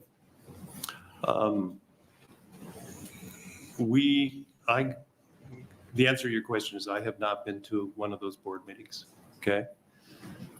Secondarily, I don't go to a town anymore without sitting down with the superintendent and the mayor and talking about these very issues. Every single community I go to. Publicly, have you those are first two publicly steps. been to a board meeting I have not of publicly any been to a taxing board meeting. authority? Has any of your members, has the Lincoln Chamber or the Omaha Chamber? I can't speak for the other organizations, but I'm very, very public on all of these issues. But you haven't been to a public meeting? No. Because when we. Fair hear- question and fair point. You think maybe the reason young people are leaving Nebraska is because they get paid better other states? It has been in a fact that they've moved for wages, but actually the department research at UNO would say it's not the wages per se, it's what they perceive as upward mobility in jobs.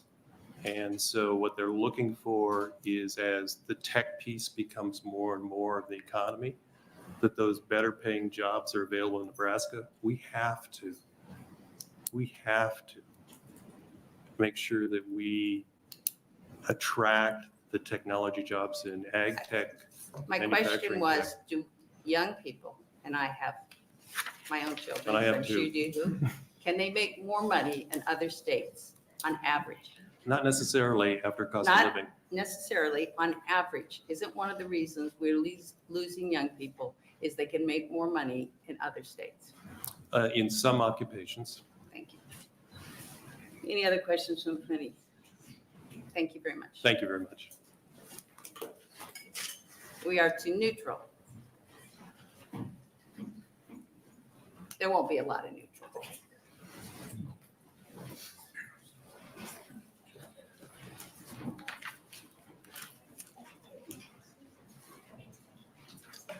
Good morning to you, Chair and members of the Revenue Committee. My name is Caleb Johnson, CalebJohnson. The reason I'm before you today, and I can appreciate Senator Hughes's drive. I am from Ogallala, so I had a 4-hour one-way drive. But I represent 18 counties as their budget preparer. Did you spell your Say again? name? Say it again? Did you spell your name? I did, but I can do it Okay, again. I'm sorry. No, Okay, that's fine. Go okay. ahead. One of the things that I would ask and a concern that I want to bring to you is, in reading over some of the proposed changes with LB1, is the implementation timeframe.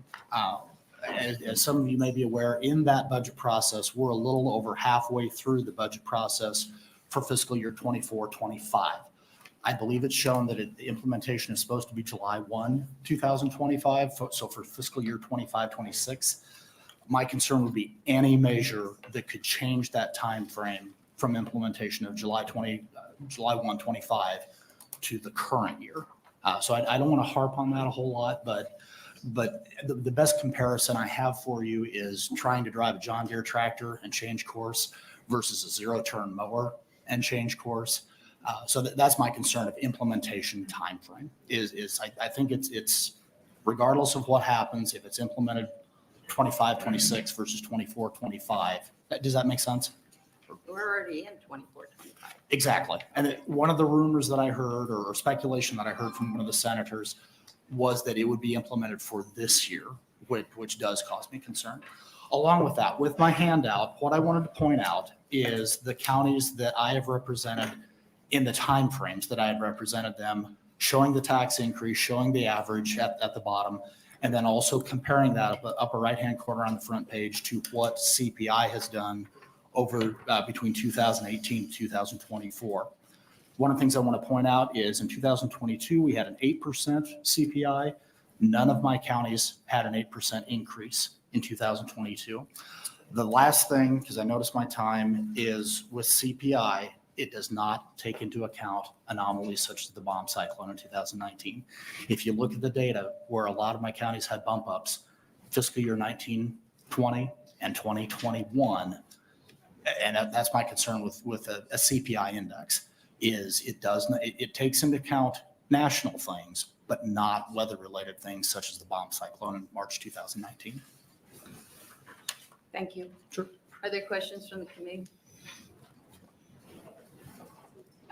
I thought there was an exception for disaster in the bill. Could be. And as I said, Have you read the bill? I've skimmed it. I will tell you that. I'm in the middle of that budget process, so I put this together very quickly on Sunday night, not knowing when the hearing was going to be. There's an exception for disaster. Stuff like that. Okay. Are there questions on committee? Seeing none, thank you Thank you much for your being time. here.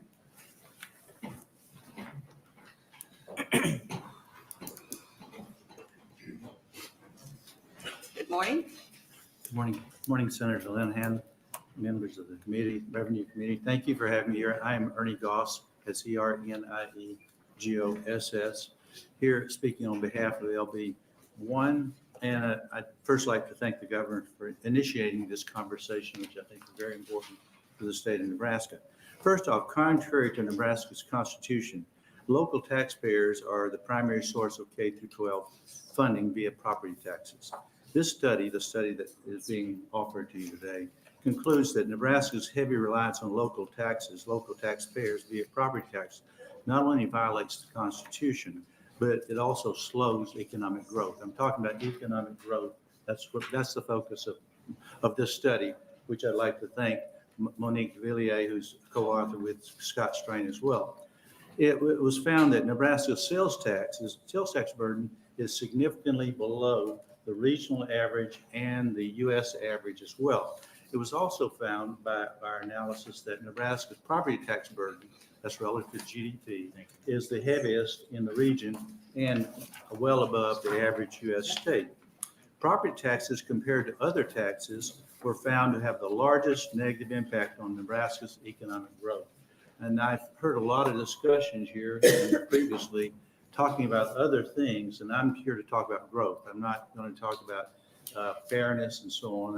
That was not addressed in our study. The overall conclusion of the study is that the governor's plan to reduce property taxes and increase sales taxes aligns state education support policy with the state constitution and boosts the state's economic growth, annual employment, and state and local tax collections. Details based on the dynamic model. We used a dynamic statistical model used in this study. It is concluded that passage of Governor Pillen's tax reform package will produce the following 3-year impacts: generate an increase in overall economic activity of $25 billion, produce an upturn in wages and salaries of about $8 billion, boost self-employment income by $1.3 billion, and support an increase in annual level of jobs of about 41,000. Now, if you look at the two graphs at the bottom there, you'll see clearly over the past, between 2016 to 21, that Nebraska's sales taxes are, and in red there, you see well below the average U.S. state and well below the average neighboring states. That's the states that border Nebraska. And you'll see on the property tax side, unfortunately for growth, the property taxes are well above the national average and well above the states that border Nebraska. But again, the focus of our study was only on growth. We did not look at other elements of the package, only the growth elements. So, and we found that it would be positive in terms of economic growth, and I'll stop there. Thank you. Are there questions from the committee? Senator Dunn. Thank you, Chairman, and thank you for being here today, Dr. Goss. Was this an independent study that you just conducted on your own, or was this paid for? It was done on our own. We did it, my colleagues and I, Monique Villiers and Scott Strain, all three of us contributed our time, whatever the value of that is. And I think also it's a service of, I think Creighton University wishes for us to be part of the community, and that's part of what we did. That's one of the reasons. And the governor asked us also, I mean, he does have influence with me anyway, and certainly I think with my colleagues. I appreciate that. So I'm not an economist. I'm not going to pretend like I am one. I don't even play one on TV. But my understanding from doing just even cursory research is when you look at things like income tax cuts, which I know this is about property tax, but creating an analogous example, income tax cuts, my understanding is over the last 20 years, that sort of a broad look at all the studies that have tried to determine as to whether or not that actually increases growth or not, for a state economy are inconclusive at best. That there seems to be a sort of disagreement that if you lower taxes, states' economies are going to grow. Do you know what the prevailing sentiment is amongst other studies that have been done with regards to property tax, if that holds true? Is there a direct causal relationship between reduction of property tax and growth of state economy? I would argue it is, and we ran, as I said, in part of our study that you have there, you'll see in Appendix A, what we'll call a dynamic model. And it shows that, as you said, income taxes do have a negative impact. Sales taxes do have a negative impact. Property taxes do have a negative impact. It's just that property taxes have a much larger negative impacts. I mean, it's no surprise to anyone that taxes do have a negative impact on growth. Now, there are other considerations, but I'm here to speak about growth, and that's primarily what I'm focusing on. As it relates to growth, you've had a chance to review LB1, I imagine, and you've had a chance to review the hard caps that we've talked about in there, the 0% growth on political subdivisions or CPI. Quite frankly, we began this project about 8 days ago. So I'm limited somewhat in what I know about the bill, but we looked at it, I should say, at a high level. We did not get into the nitty gritty of it, so I can't speak to elements of the tax LB1. Okay. Speaking broadly, I guess what I'm getting at, my concern is that in other states that have enacted relatively hard caps on political subdivisions, in times of economic downturn, we then see moving forward for decades a ratchet down effect, right? Where the growth of that political subdivision then can't sort of catch back up when the economy gets back on its feet. Is that a concern that you share with regard to hard caps as they pertain to local political subdivisions, or is that sort of outside the purview of this study? It's much outside the purview, but I'd like to say one thing. We talk about property, if we talk about sales taxes, and we talk about property taxes, we want to rely on those because they're much more stable. Well, who is stable for the political subdivision, but what about the payer? In other words, the burden of the volatility is borne by the taxpayer, not the political subdivision. So in some cases, I would argue, let's share that burden. And one way of sharing that burden is with sales taxes, which do tend to move up and down, more volatile. So let's talk about that. Why is it that the taxpayer has to bear the burden of the volatility in the economy? And the same thing with political subdivisions. Thank you. Thank you, Senator Duggan. Senator Kauth, and then Senator Von Giller. Thank you, Chair Linehan. Mr. Goss, thank you for being here. And I have kind of an economist type question for you. I've been very confused by the fact that we have 120 special interest exemptions. So when I think about it, I think at some point in time, those things were taxed and we went in and removed that tax from them. They got special treatment and that burden was put on property owners or put somewhere else in the state. Why is it viewed as raising taxes to pull back that special interest exemption? Aren't we just reinstating a tax that was already there? In some cases, you're correct. Yes, that is correct. And to get beyond the study, the real problem is overspending. It's the overspending that we're talking about, and that's not being addressed. I mean, my family and we've been in Nebraska for 32 years. All I've heard since we've gotten here is got to pull back in property taxes. Nothing has worked thus far in 32 years. And to Senator Linehan's point about taxing inputs, my haircut is an input for my education. When I teach school, when I teach at Creighton University, I'm supposed to be as presentable as Ernie Goss can get. And I have a haircut. So it really is a big question. What is an input? What is an output? So, but sorry, I can't answer your question more fully. Thank you, Senator Kauth. Senator Von Giller. Yeah, thank you, Dr. Goss, for being here. There are some that are saying that LB1 is regressive, that it harms folks of lower income, harms renters, and there are some truths there that we need to deal with. When you talk about your study, it talks about growth. Will that growth raise all ships? Will that growth positively impact all demographics and folks of all income levels? We did not examine that issue, but quite, I think it would raise all income levels. The fact that someone richer than I gets a larger benefit is, my concern is, well, what about me? There is some relativism, the importance of relativism, but there's also some absolutes, and absolutely it will grow all income groups. And as a property, I rent houses. I don't rent them. I have property managers, but I have 8 houses I rent. They use a Zillow package, which does input property taxes. So the fact is that a person who rents a house does pay the property tax. It is in the program that my property managers use. It's a Zillow Zillow renting. So it is true that the property taxes. So which one is most regressive that's a very good question, and I can't answer it. Which one is most regressive? So to some degree, almost all of them are regressive. Which one is the most regressive? I can't say as I sit here today.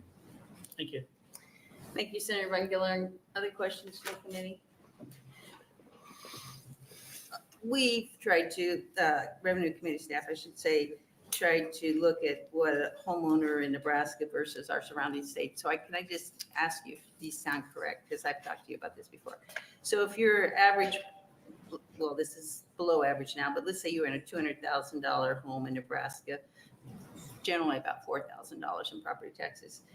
If you're in Iowa, it would be $3,000. If you're in South Dakota, it would be $2,160. If you're in Kansas, it'd be $2,660. If you're in Wyoming, $1,140. And if you were in Colorado, it would be $960. So we aren't competitive when it comes to owning a house with our surrounding states, are we? Absolutely not. We're not competitive. We are very competitive in terms of sales taxes.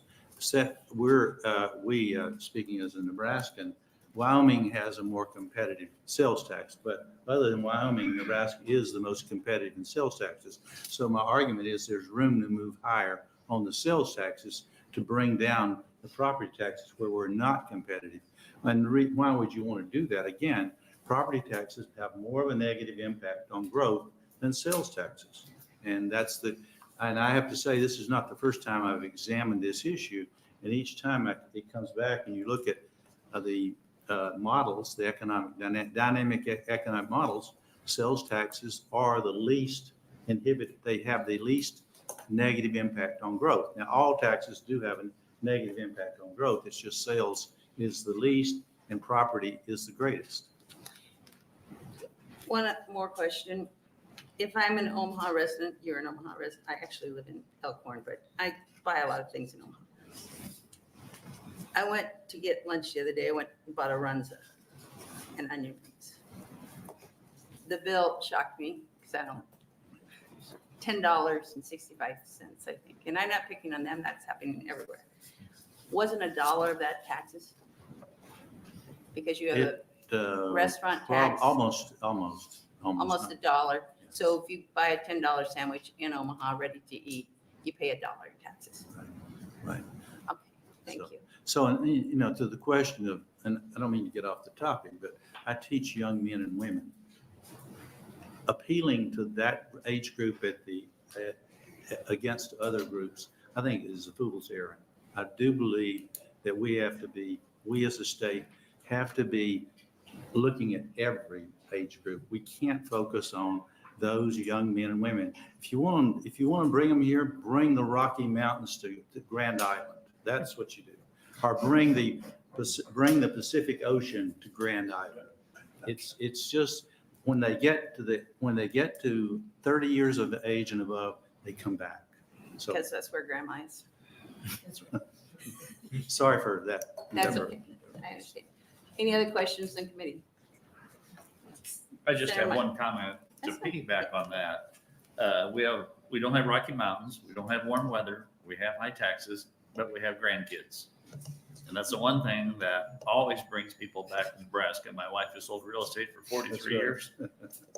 bar none. That brings grandparents back to where their grandkids are. So we do have that going for us. Absolutely, absolutely. You're correct. And I'm one of those too as well.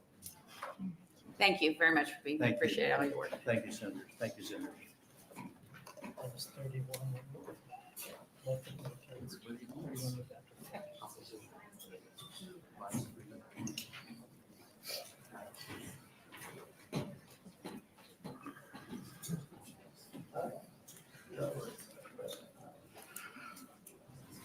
Chairwoman Linehan, members of the Revenue Committee, my name is Heath Mello, Heath Mello, and I serve as President and CEO of the Greater Omaha Chamber. Thank you for the opportunity to testify and offer our thoughts in opposition to LB1.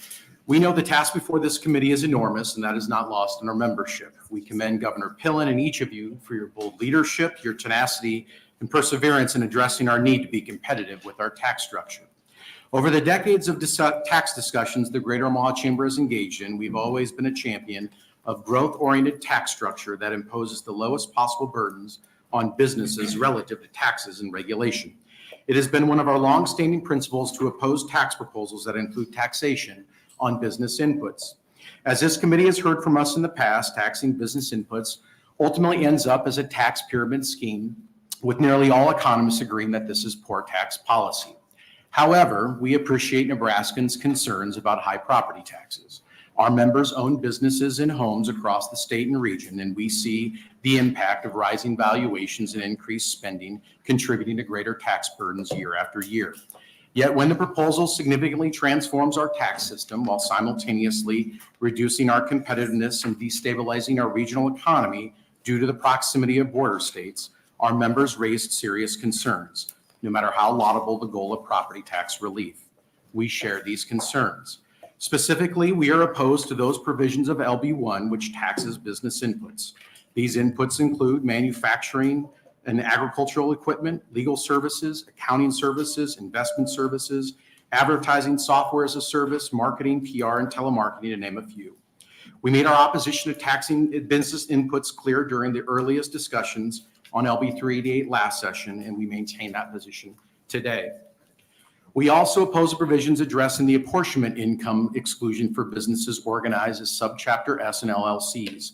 This is a significant, important tax provision for several of our state's most successful businesses, and its elimination could drive these businesses out of state. Lastly, our concerns about LB1 also impacts tax increment financing projects, both current and future projects, through the provisions of the bill impacting municipalities. Thanks to yours and many others over the years, Nebraska has built a well-earned national reputation of being a business-friendly state. And while we oppose LB1 as drafted, we know Governor Pillen and you are committed to major property tax reform, and we commit ourselves as an organization to work with you in this committee and the governor to find solutions that will not only enhance our competitive posture, but stimulate further economic growth in our city, our region, in our state. Thank you for the time, and I'd be happy to answer any questions you may have. Thank you. Are there any questions from the committee? Senator Boastar, then Senator Berman. Thank you, Chair Linehan. Thank you, Senator. Do you think we should lower property taxes? Thank you for the question, Senator Boastar. Hopefully my testimony indicated that the Greater Omaha Chamber clearly feels that property taxes are high in the state. And while we do oppose LB1 as drafted, we're committed to working with you. No, I'm not saying you want this. I mean, you're here opposing LB1. But property taxes are high. That doesn't necessarily mean you think that they should be lower. But I mean, it's not a trick. Do you think we should lower property taxes? I think we generally think we should try to lower all of our taxes. Income taxes has arguably been the single biggest priority, and we thank the legislature for your work last session on addressing our income tax structure, which has been a 40-year project for the Greater Omaha Chamber. Property taxes, though, has also been an ongoing issue that this legislature has addressed, both in my 8 years here as a senator and well past my time. This has been an ongoing issue. So the fact of the matter is, it probably will continue to be an issue. Property taxes is something that we consistently have seen and will continue to see. And the fact that the Greater Omaha Chamber now has come to the table, I think, saying that we want to work with the legislature and governor to reduce property taxes is a I think, a fairly bold position that the Greater Omaha Chamber had not taken in decades past. And I think, if anything, while we do not have a silver bullet solution, I know my friend and colleague Brian Sloan had mentioned that this is something that he's put out, and the state chamber has looked at ideas. We've put out some ideas last legislative session as well.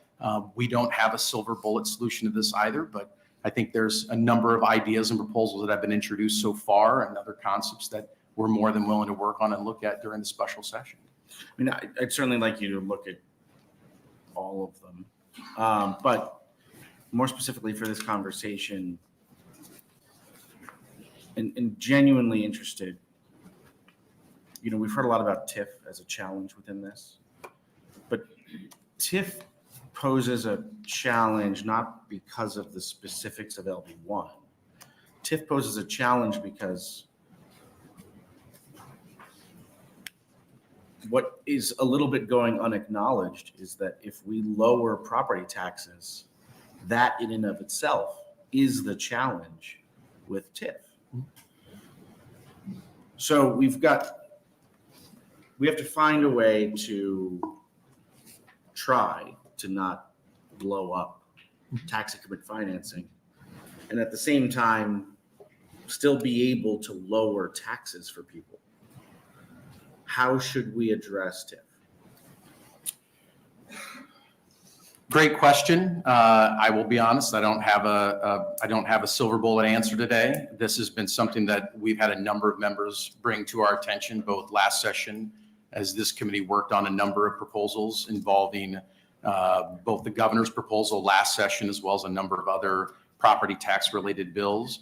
The concern arguably is when you involve tax increment financing, that if you dramatically lower a levy, particularly the school aid levy, you dramatically lower those levies, you impact existing tax increment financing projects to the point where those projects could arguably go in default with the projects that are currently financed by local community banks.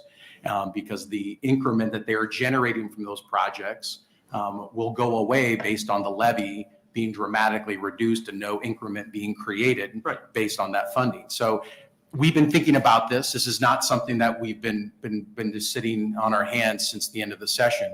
I think that is part of the uniqueness of LB1. It does create a tax credit.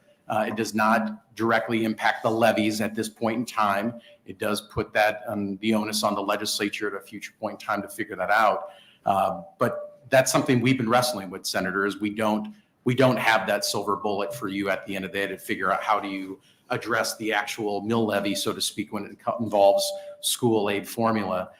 This is something that's happened year over year. We had addressed the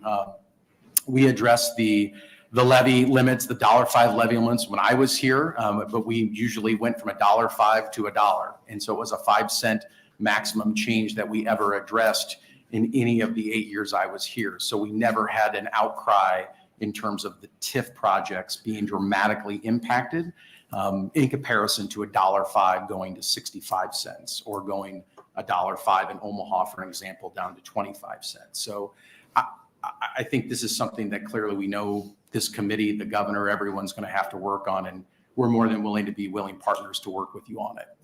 Well, no, I mean, I appreciate that because it's right. Again, I mean, and we all understand how this works, but just for emphasis, the TIF problem isn't about this bill. It's about providing tax relief. And the tax relief itself is creating the stated problem. And yes, people should figure out what that solution should be, because to be honest, I don't think the average Nebraskan would probably feel that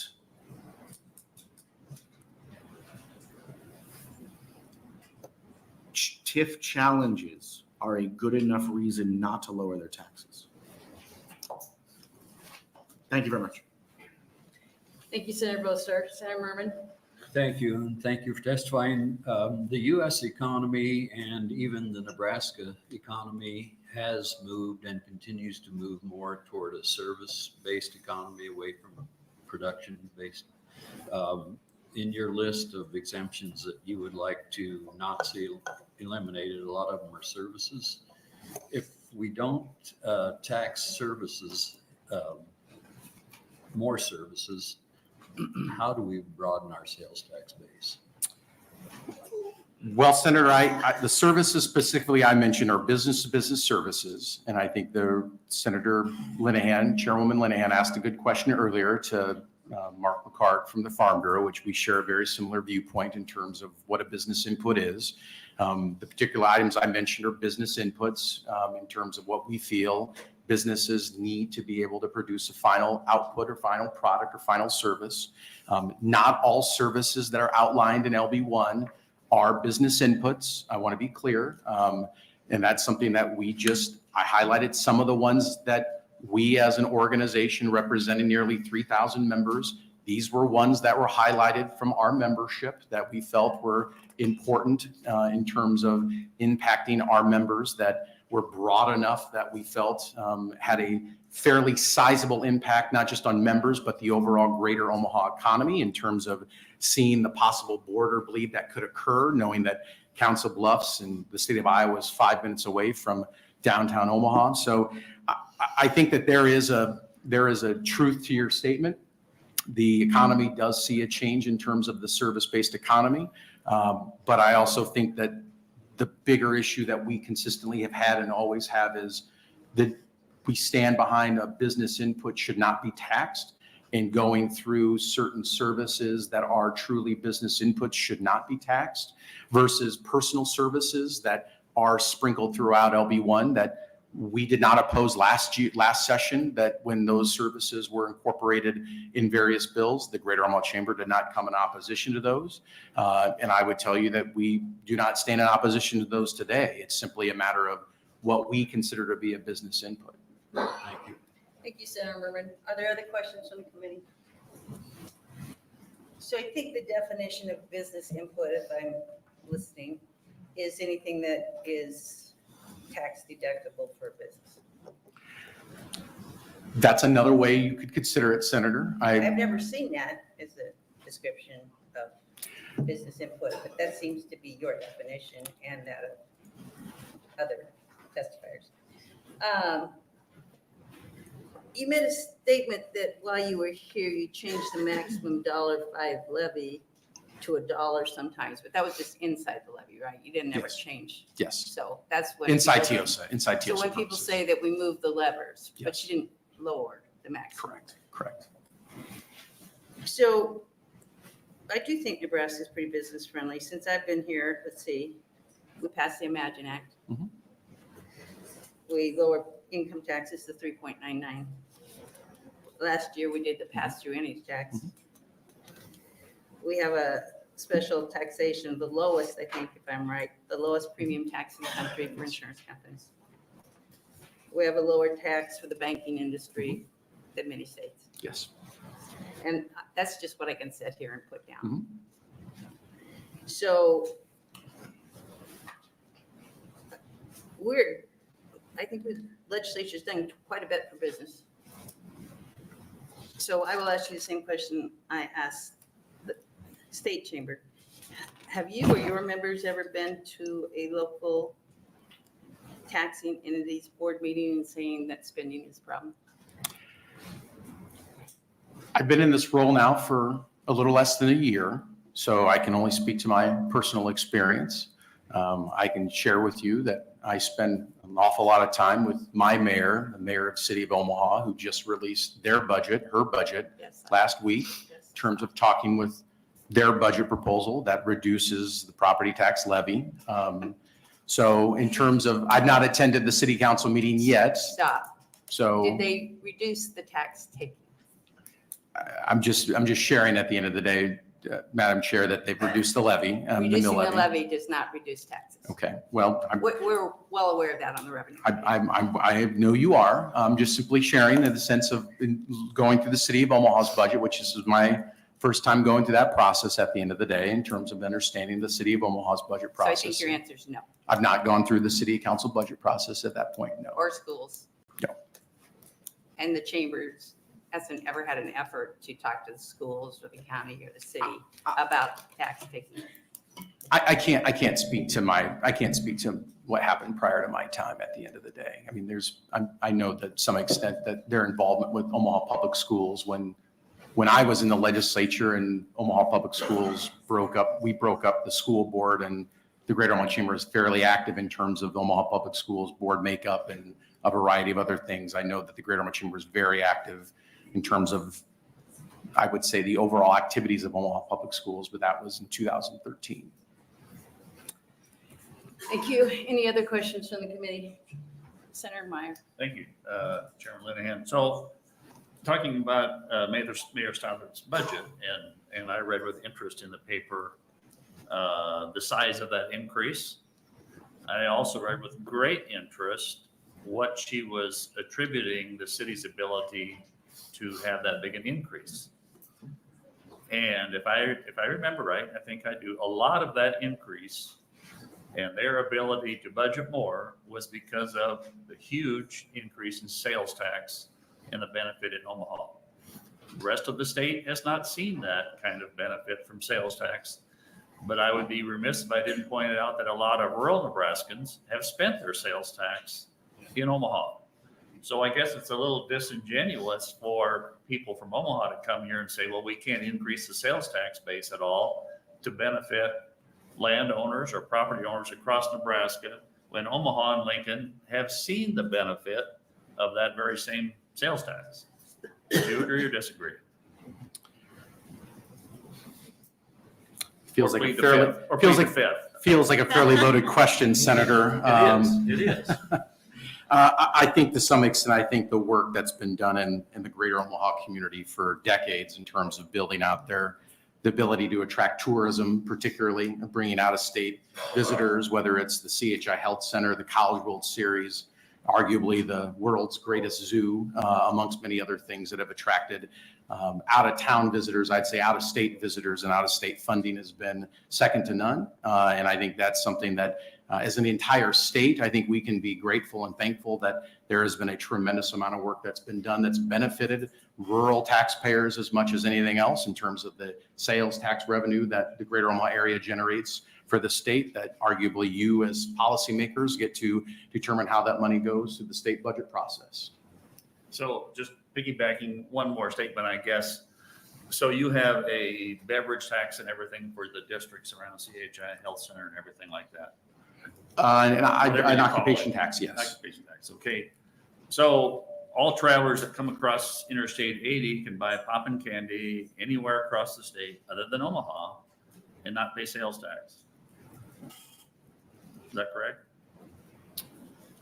Because there's no sales tax on poppin' candy that we have now, because that's one of the parts of LB1 to generate income. So you're capturing that, but nobody else is.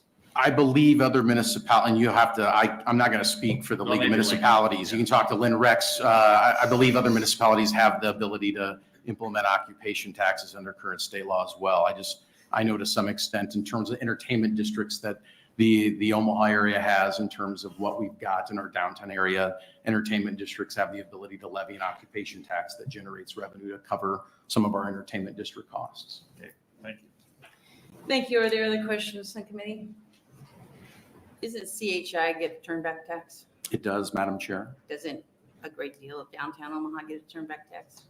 I think you passed some legislation that expanded that last legislative session. It wasn't mentioned in any of the budget announcements I've heard from Omaha in the last couple of weeks. So what actually, if I'm within is it 200 yards or 100 yards of CHI, what sales tax comes to Nebraska from those sales? I believe you'll have to talk to Stephen Curtis, I believe, from the city of Omaha, who may be able to answer that question better It's than not 5.5% though, is it? I don't believe so. And the music venue. So yes, we're giving Mr. Curtis a heads up. Okay.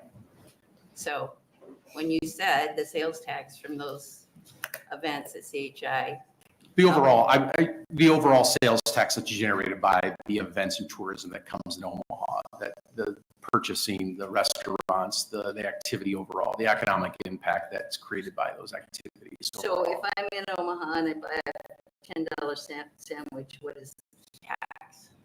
I think you outlined that. I think there's depending on where it's at, I think there's a local sales tax and the local occupation tax. So it's about $10. For every $10 I spend on food or drink in Omaha, it's a dollar tax. I think a little less than that, I think yeah. Because they put the occupation tax, it's also on the sale. The questions from the committee? Seeing none, thank you very much. Are we done with neutral? You have one more neutral? Okay. Okay. Thank you. Good morning, members of the Revenue Committee. My name is Randy Gard, R-A-N-D-Y-G-A-R-D. I'm testifying in a neutral position on LB1 and the section that highlights LB 685 in the games of skill, which is located starting on page 135, section 71, line 23. We, Boston Enterprises, supported the language and the economics of LB 685 when it was passed early in the 2024 unicameral session. Utilizing a central server, connecting all the games of skill to it enables distributors and operators the ability to better control our games and make sure that the proper tax would be remitted to the State Department of Revenue. Along with that bill and its economics approved by the unicameral, remitting 5% of the net operating revenue also ensured that the gaming industry would be able to survive on those economics. LB1, it shows an increase from 5% to 20% of the net operating revenue, which simply put, the economics just simply do not work for the industry. At 20%, distributors and operators simply cannot be profitable at that percentage. And it's not like we can pass that 20% on or just add that tax to a person that plays these games. As an operator, we have to absorb that tax 100%. Many distributors and operators have already started ordering new equipment based on the passage of LB 685 in this last session. And the change from 5% to 20% is what I would call a financial train wreck. Therefore, we request that the 5% of net operating revenue be maintained just like it was passed earlier in the 2024 legislative session. And with that, I'd be happy to answer any questions the committee may have. Thank you. Are there questions from the committee? Explain why you can't pass it on to the consumer. Well, it's not like, if you buy a hamburger, then you pay $10 for it, like you say, and then you put taxes underneath that. Basically what happens is they just put the money in the machine and they just play and they play and they play and sometimes they win and those types of things. So you can't say, Can okay. you just charge more in the machine? I suppose you could, but it's really, pricing is I'm hearing. Okay, guys, you can't do that. Yeah. You can come up and disagree, but you can't yell from the audience. Yeah, I'm not aware that you can do it that way. Okay. Any other questions from the committee? Seeing none, thank you very much. Thank you. Okay, guys. Be polite, or I'll have to instigate rules.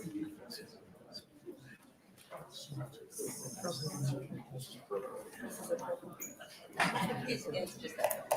Clarify that. Okay. Shh. Go ahead. Are you an opponent? I am an opponent. Okay, it starts with proponent.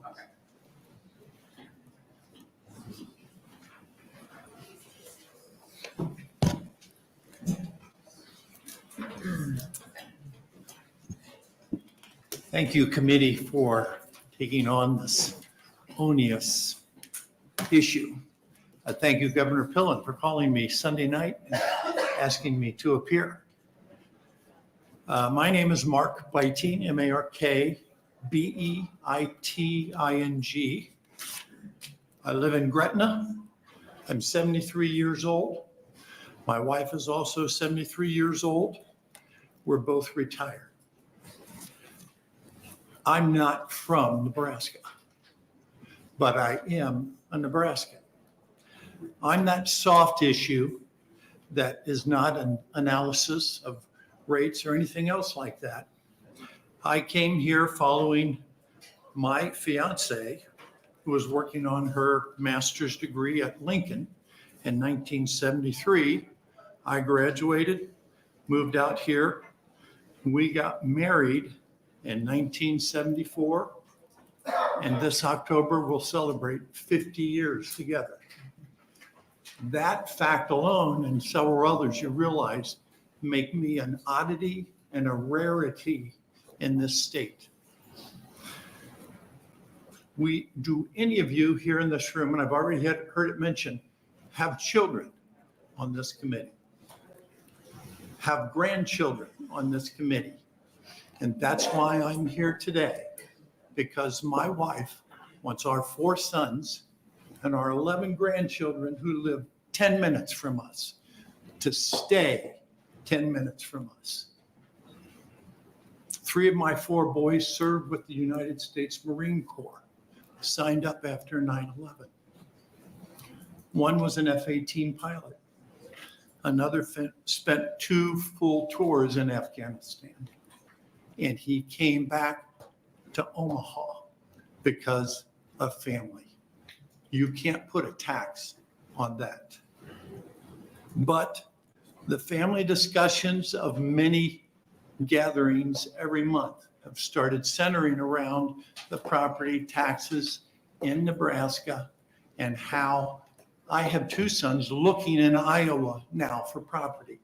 And if the interest rates were better, they'd probably be gone already. My wife begins to sob when she hears that conversation among now 19 of us, 11 grandkids, 8 sons and wives, and Kate and I have to endure those conversations, and we feel helpless. So I'm here as a citizen saying, I'm trying to touch your heartstrings, saying, you know, something needs to be done, and don't let the opponents say we should just freeze action. You've got to take action because we are a diminishing return with our family status and boys that want to be around their mom and grandparents. Thank you. Thank you very much. Any questions? Thank you. Senator House. Thank you, Chair Linehan. First, Mr. Feig, congratulations on 50 years. That is no small feat. Thank you for your son's service. And thank you for coming in today. I hear this story at the doors every day. It's so sad that people are leaving the state or feeling like they have to leave the state or cut back on things because of this. So I really appreciate you coming in. Thank you. Thank you. Questions from the committee? Thank you. Thank you for your son's service. Are we up on it?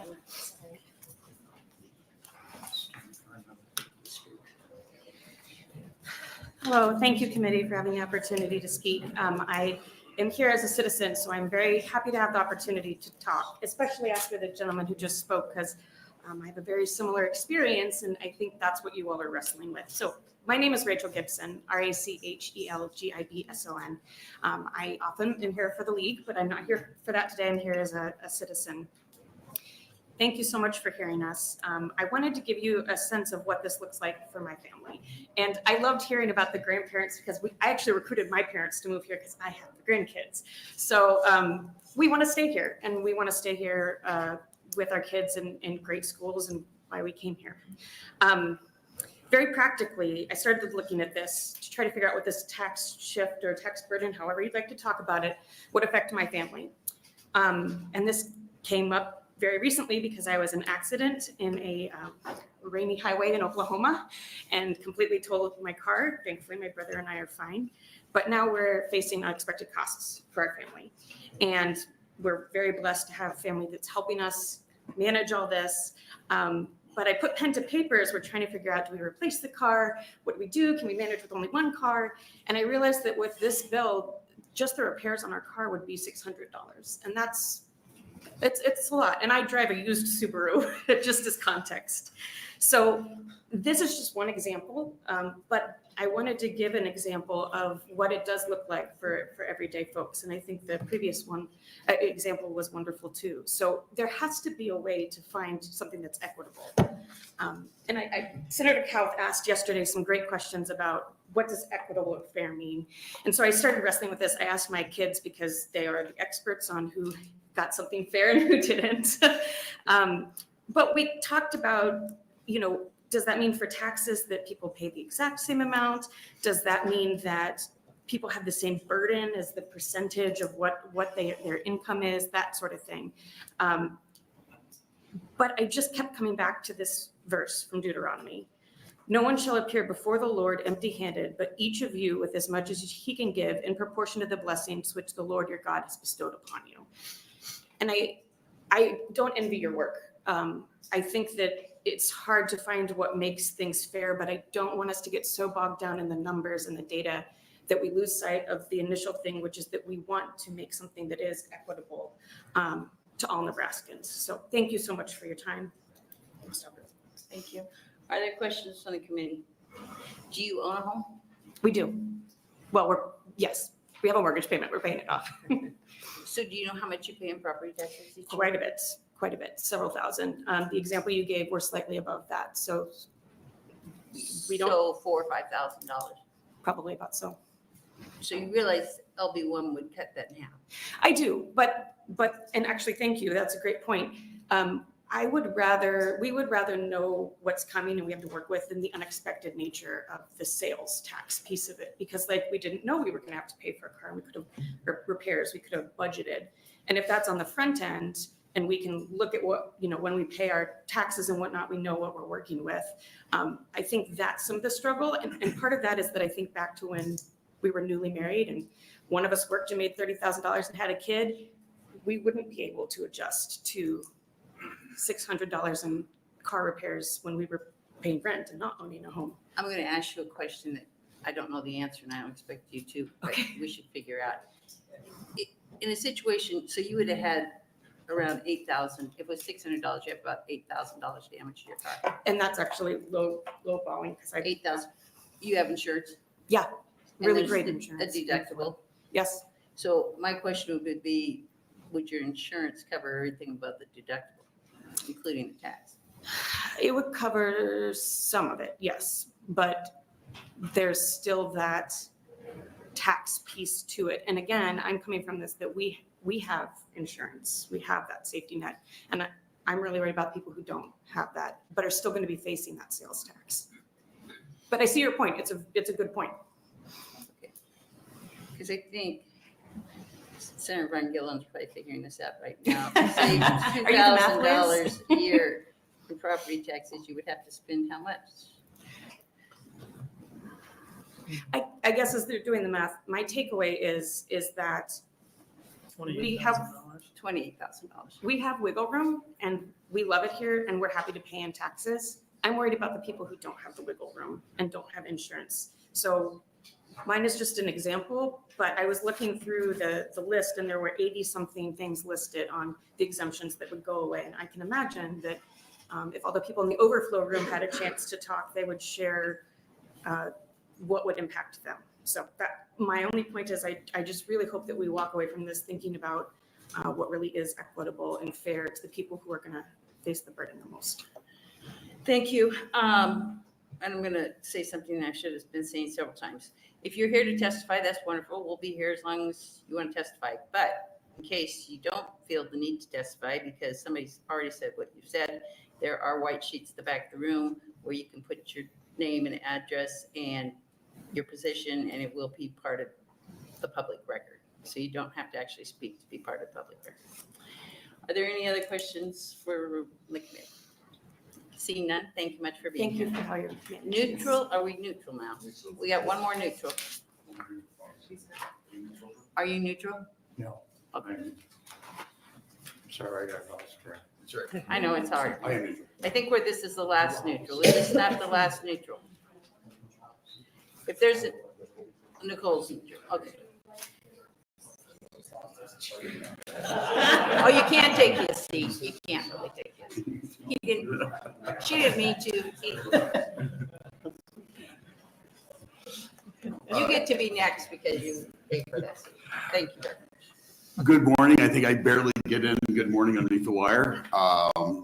Chairman Linehan, member of the Revenue Committee. I haven't testified in front of you for a while. My name is Hobert Rupe, Hobert Rupe. I serve as your Executive Director of the Liquor Control Commission. First off, the NLCC is neutral. We take no position on tax rates. We're a collection agency, and I'm here primarily as a subject matter expert. It's long been my practice that, especially if we are involved in doing the fiscal note, that we supply the fiscal note that we come to answer any questions regarding that. Specifically, we'll be talking, unlike everything else, ours is just one small numeral change, or a numeral change and an appropriate and how it's spent out in the raise to the excise tax on spirits.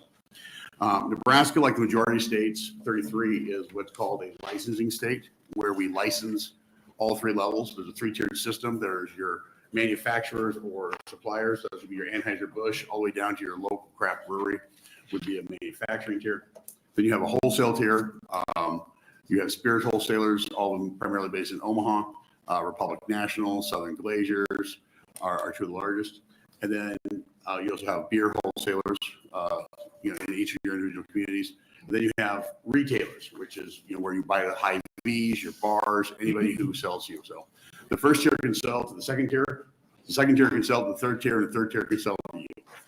All right. Taxes collected at the wholesale tier on anything that's imported into the state.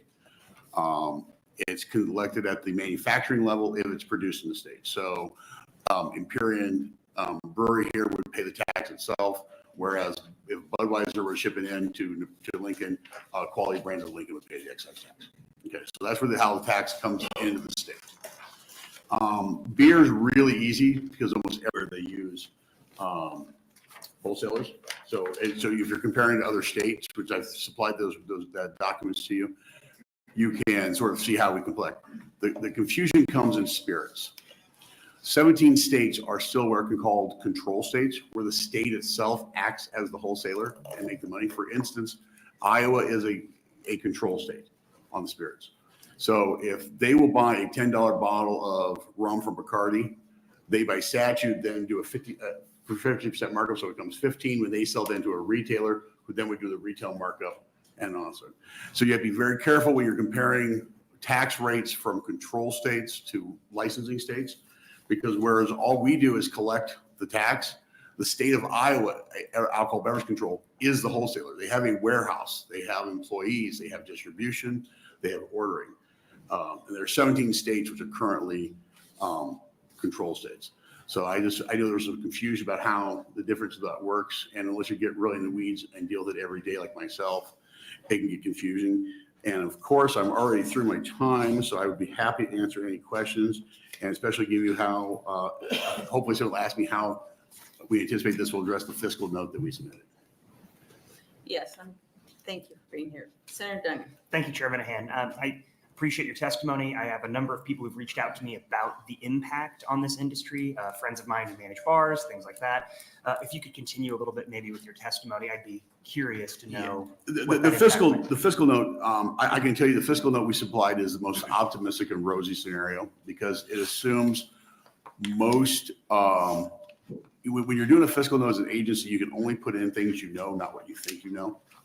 And what we know is we've had about a 1.24% decrease over the last 3 years in spirit consumption in the state.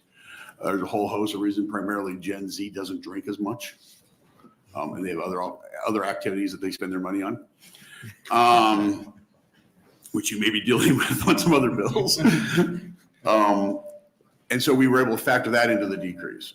So in our fiscal note, you're seeing a decrease actual to the general fund, because the proposal takes that increase. It's going from $3.75 a gallon to $14.50. A fourth of that is going to the general fund. And although I'm a lawyer, so therefore math usually hurts my head, even I can divide that by 4, which means instead of 375, we're only getting 3.625. So there's gonna be a decrease there. The remainder of that's going to go to the fund to address the property tax relief for the school systems. That's a rosy scenario.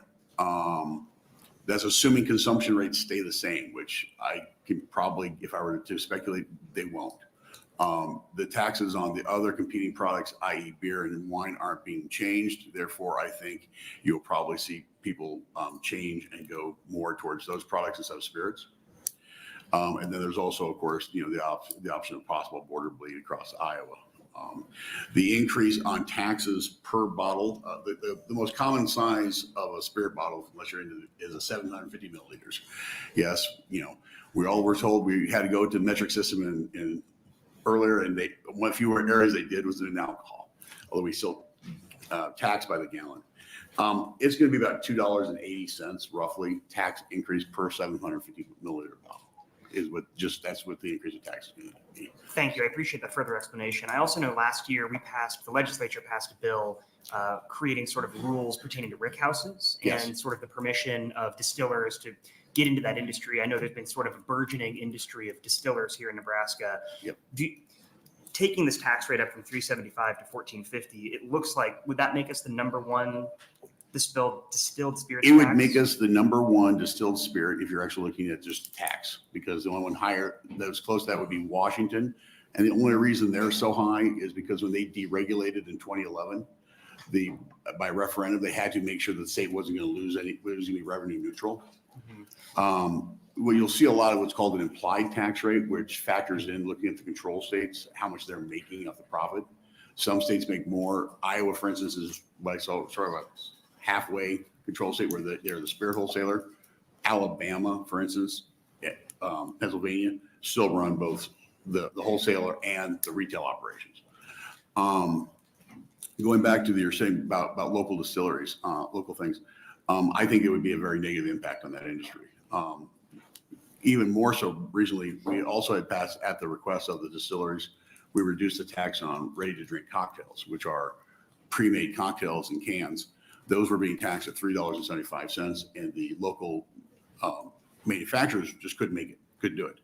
So we followed some other states. We lowered that down to 95 cents, the same as wine is taxed at if it's 12.5 or lower total ABV.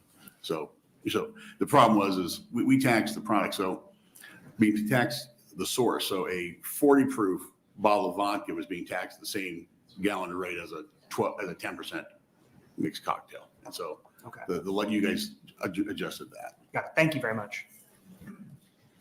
Thank you, Senator Dungan. Are there other questions from the committee? Senator Merman.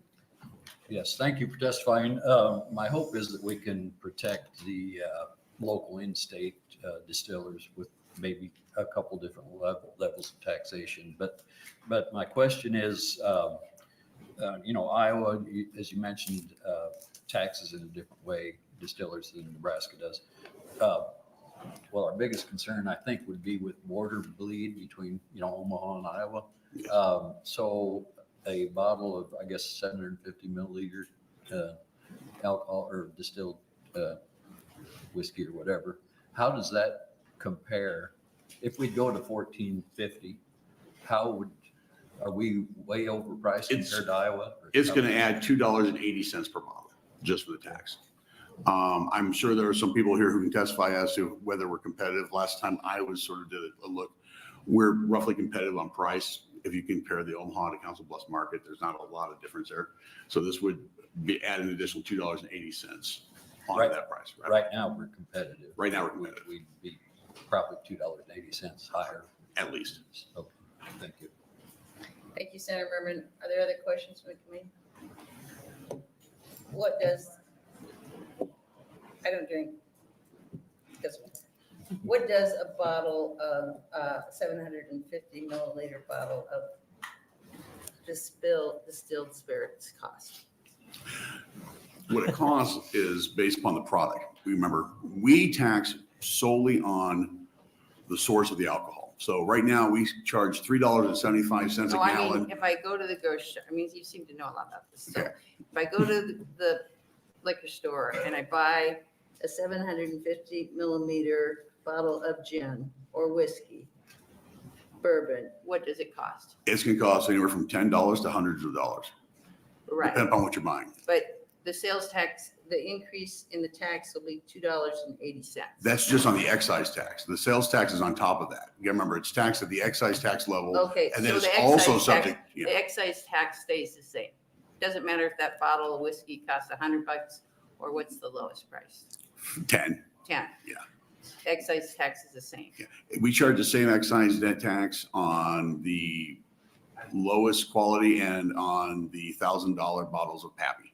It's the same excise tax cost. Sales tax then is collected at the retail level, and that's where that difference in quality is collected. Okay, so on these states that you've got listed here, 16 or 17 of them, that it's zero, they actually make the money. They make the money. They're control states. Yeah, they're all control states. So North Dakota, what's the markup, 50%? I'm not sure. I know Iowa's by statute is 50%. So maybe Nebraska should just go into the liquor business. You know, there is something to be said for that, for being on that side of it. Do you have any idea what these states collect in this, by selling liquor? States? Like Missouri's on here, that's a neighboring state. What do they collect in, I guess markup is what you would call it. Yeah, Missouri, of course, is a licensing state, so they're just collecting on the gallons as well. So what do they collect? I don't know what Missouri would collect. You know, they would collect, looks like Missouri on spirits is $2 a gallon, where we're $3.75 a gallon. They sell it, they're the wholesaler? No, Missouri is not a control state. Am I reading this list wrong? You got it.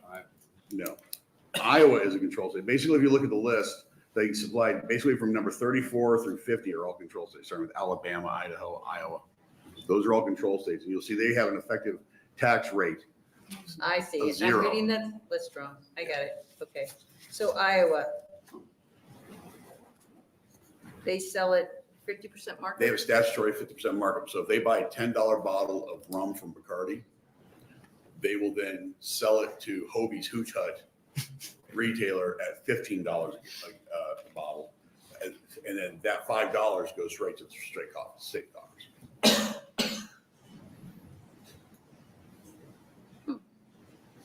Okay, any other questions from the committee?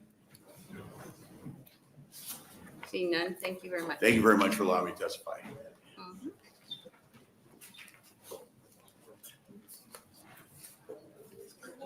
Well, what is it?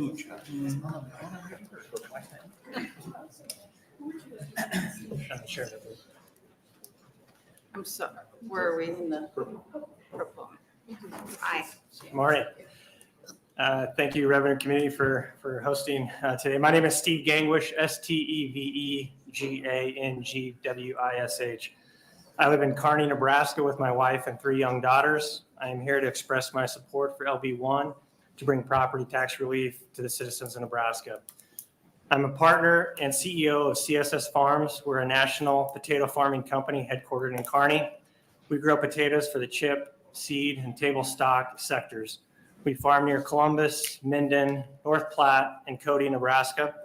In addition, we farm in 8 other states, including Washington, Oregon, California, Nevada, Idaho, Colorado, Texas, and New York. Given our company's footprint across 9 states, we see firsthand the impact of Nebraska's high property taxes on business competitiveness, or in Nebraska's case, lack of competitiveness. We operate in many other states with much more favorable property tax structures, which has an impact on where we choose to grow our business and where our customers choose to procure from. Like many other businesses in the state, CSS Farms competes on a national scale with farms from other states. I have found myself on more than one occasion trying to explain to our customers, such as Frito-Lay, the impact of Nebraska's highest property taxes on our Nebraska-grown potatoes and corresponding cost structure. As you might imagine, our customers have little to no sympathy for the tax choices Nebraska has made. They just want competitively priced products. Anecdotally, we hear feedback from our employees that move in or out of Nebraska. Routinely, I am met with hesitation and reservations from employees moving into Nebraska regarding the added property tax expense of home ownership. Conversely, I've never encountered a complaint when an employee is moving out of Nebraska to a state with reduced property tax or one that relies more heavily on sales tax for state revenue.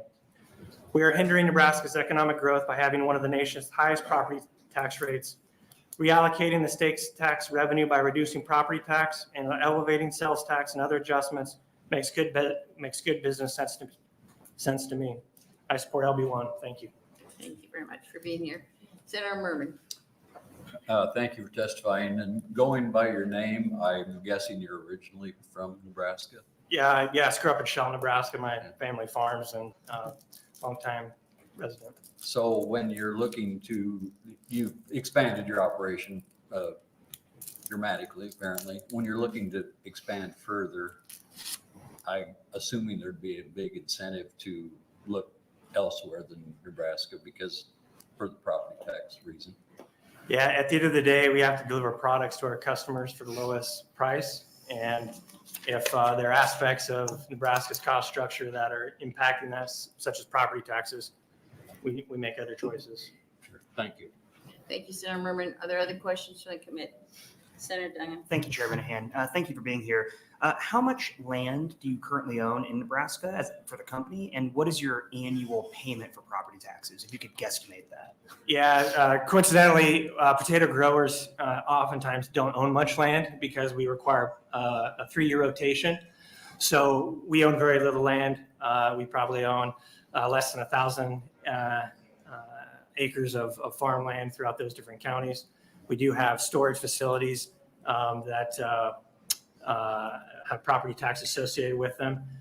Where the impact comes to us is the tax. We rent a lot of land from other landowners, and so in effect, our opinion is we have elevated land rent that impacts our cost structure.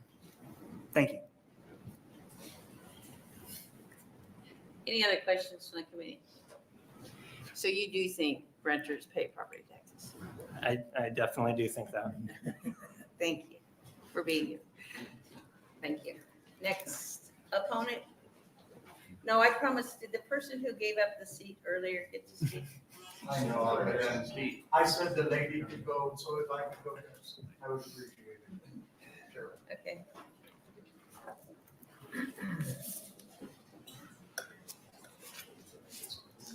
Thank you very much. Good afternoon, Senator Linehan and members of the Revenue Committee. My name is Liz Standish, spelled Lizstandish. I'm the Associate Superintendent for Lincoln Public Schools, here representing the district today. The Lincoln Public School District submits this testimony in opposition to LB1. LB1 distributes state dollars through property tax credit based on the percentage of total real property value in each county compared to the statewide total, then to each school district compared to the countywide total. This distribution does not include any statements about 15 cents.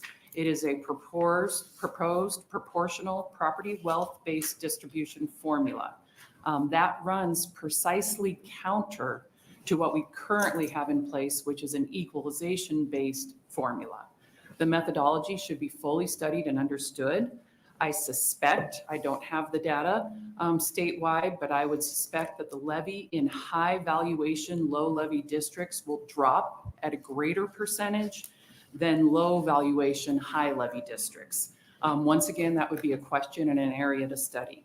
The governor talked about his assessment on a $275,000 home in Lincoln at $2,200. The way that I analyze legislation is to walk through the math. When I walked through the math for a home in Lincoln, I came up with an $800 number. I'm not here to contest the governor's office numbers at all. I just wanted to walk it through. The reason for doing this is I was trying to figure out if that was a net number or if that number took into account the existing property tax credit program and the existing income tax program. So when I tried to estimate the income tax program and the current property tax program, my net number was around $800 to $1,200. So I really thought the impact of LB1 under my estimates was $800 for that family, $1,200 under the governor's 22. Once again, I respect the governor's office has access to data that I might not have access to. That's only about a 25% reduction. And I was curious what a family would spend in sales tax I appreciated the governor sharing that was about 28,000 per year in order to break even. I'm just curious if that's a net or if that's solely an interpretation of LB1. Lastly, I want to make sure I extend that we oppose the entire replacement of a school district levy. That eliminates local control for our local school boards. School boards would not have the authority to adjust to revenue swings, address unique student needs, address our current labor shortage, or manage the vast revenue swings that school districts face. And with that, I will conclude and briefly answer any questions you may have. Thank you. Are there any questions from the committee? Senator Merman and then Senator Duggig. Thank you, Chair, and thank you for your testimony. You testified in opposition, is that correct? If we don't do anything to address the property tax situation in Nebraska right now, LPS will soon be an unequalized district. Is that true? That's what we would forecast. We are only about $3 million equalized right now. So what based on what happens on the needs side of the formula, if our valuation base continues to grow, which you would expect it would be with the housing market, you could forecast that we would be a foundation aid only funded school district in the future. So if you're in opposition to this bill, what would be your suggestion on what we can do differently to address the property tax situation? Senator, thank you for the question. I've been doing this about 17 years and sat in this chair numerous times and talked about the local effort rate. Chairperson Linehan would know that many years they adjusted the local effort rate the opposite direction to reduce the amount of state funding going out. What I think is the unique challenge we've been in for a while and are in is that is set at $1 in the formula. So the formula is assuming that the local property taxpayer is on the hook for $1. As you know, many school districts are below the $1. So school districts are losing funding at the rate of $1 per 100, where their school district might be taxing, for example, Lincoln Public Schools at 95 cents. And so I do think really studying that local effort, that local commitment part of the formula would be a good place to look. That is what has driven the property tax growth. So as values have gone up, then at a rate of $1 per 100 of assessed valuation, the state funding to that local school district has dropped. So when you think of the governor's chart that he has used in the town halls, and you see the $1 billion increases in property taxes, a companion part of that graph could be the drop in the state commitment. Because as those values went up, the state funding went down. So I appreciate that we're talking about a state funding problem because that is the root of it. And I do think that local effort rate, which is a provision in the state aid formula that is set at $1 is one place to look. Because I don't know that you'd find a lot of school districts across state after the work that was done in 2023 with foundation aid and special education funding that are still at that $1 rate or higher. So that would be my answer to your question, Senator. Yeah, thank you. That happened in Nebraska, or in greater Nebraska about 15 years ago. Yeah, absolutely. Yeah, like I said, I've been doing this 17 years, so I've been watching the numbers for a while. Thank you, Senator Merman. Other questions from the committee? Yes. Thank you, Chairman Hand. Briefly, I just got a couple briefly. To make sure I understand this correctly, your issue with the distribution of the tax credit is that the distribution is based on you put in your property wealth? Mm-hmm. Is that instead of, what would be a better way, you think, to do that distribution? I think it's interesting that it's the exact opposite of what we currently do. So what we currently do is we say, here are needs, and here's the wealth the community has in property. So that's a resource. And then we go in and we pay the difference, which is called equalization aid. So it is very much geared towards school districts that maybe don't have a high local ability to pay. What this is distributing is we're not looking at student needs. We are simply saying that based on the property valuation, we're going to distribute dollars based on the percent proportion of property valuation.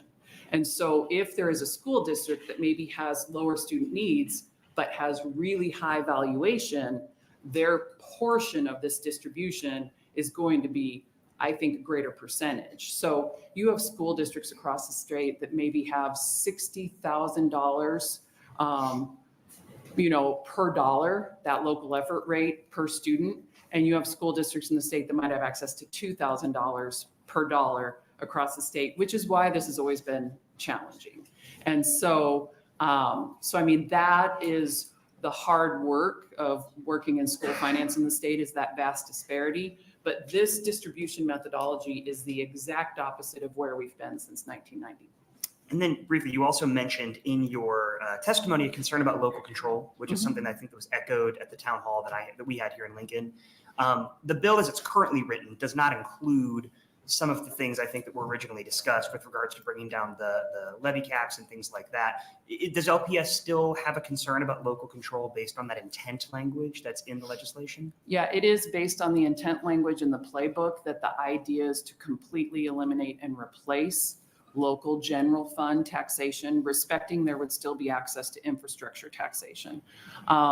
Not having a single variable that a board of education can use to make decisions about the total revenue for this school district, we believe eliminates local control of the day-to-day operation of a school district. Thank you. Thank you, Senator Dungan. Other questions, Senator Meyer? Thank you for being here this morning. Okay, you made reference to measure of wealth as only being real estate property. I did not say only. I believe, Senator, if I did, that was a mistake. I think there's lots of resources. I think you said that as far as school funding and the state aid formula goes. So is that a fair statement, or are there other measures of wealth, stocks, bonds, CDs, that are of great value that are not measured when you're talking about wealth of a school district? Because when you only look at property, which is what Nebraska has always only done, from where I sit and representing my district, only looking at the value of real estate in that district compared to other forms of wealth, and there are a lot of other forms of wealth that are not looked at. So you made reference to land or real estate, houses being the only form of wealth. Is that fair? I don't believe it's the only form of wealth. If I said that, I apologize. I misspoke. There is an element in the formula, and I'm going to try to be brief. I know we don't want to go fully into TIOSA. The income tax rebate, there's about 2% of income tax that comes to school districts. So when I file my income taxes, I mark on it what school district I'm in, and it's roughly 2% comes back. And that actually reduces the state commitment for that school district. So income tax is in the formula at a very small level. Okay, but if you own 3 shares of Berkshire Hathaway, that doesn't pay dividends, there's no income tax there. Yeah, so the overall wealth of individuals and stuff like that. Right. Okay, I just want to make sure that we're not using, never mind. Thank you, Senator Meyer. Other questions on the committee? I have some. Did you say there's districts with only $2,000 worth of property per student? That would be probably your lowest would be like a 2,000 to 4,000, and those would maybe ones with a lot of federal land. So that would probably be the reason why. native schools. Yep, but then you'd also have, for example, I don't know if they're here to testify But today. aren't those schools, they're kind of an outlier, aren't they? Right, but you would have your Lexingtons, your Hastings, if you think of the Greater Nebraska Schools Associations that do have very low value per student. But not $2,000. Maybe 4. I mean, I wouldn't rule out under 5, Senator. I And you haven't said counted those numbers. no local control. Doesn't LB1 leave bonding, the building fund, and QC Puff outside leaves that up to local control, doesn't it? That would be, but the day-to-day operation would not have any local control elements to it. When you say local control, do you think the legislature should come in and tell you what teachers to hire and what teachers not to hire? No, Senator. What I do believe I'm very concerned about is, for example, in Lancaster County, because of the way the formula works, being equalized school district. I know how it works. I know you know how it works. Yes. We could genuinely have 7% revenue one year followed by 1% revenue the next year. And locally, we need to bridge those years together so that we can That's if smooth we them out. leave the formula the way it is. Yeah, but this bill does not change the formula. So I Well, think equalized school districts would still be equalized. Okay. The next would be labor market. The next would be our community, for example, is extremely interested in expanding access to early childhood education. So there's a number of things that a local board member would have knowledge of at the local level that they need discretion from a day-to-day operations in order to make those decisions. So I know you're very, very knowledgeable about TIOSA. So can you explain why Lincoln Public Schools get $6,218,915 from the averaging adjustment? You bet. So the averaging adjustment, so in Lincoln Public Schools, we are only compared to 11 school districts, not 20. We don't have 10 up and 10 down. And so we are compared to the one district that's higher than us and the 9 that are below. So we have a smaller comparison group for our needs calculation, basic funding calculation. And so then when you're compared with smaller groups and that have been up against the levy lid of $1.05 historically, that has suppressed spending. And so then the averaging adjustment was brought into the formula to average that out. So that is the reason why there is an averaging adjustment. But it's above your needs. Correct. So the averaging adjustment comes in, so we figure out what your needs are, what your local effort rate is, and that's your equalization fund. And your needs includes poverty, English language learners, distance, and special ed set over here side. But then this money comes in on top of your needs.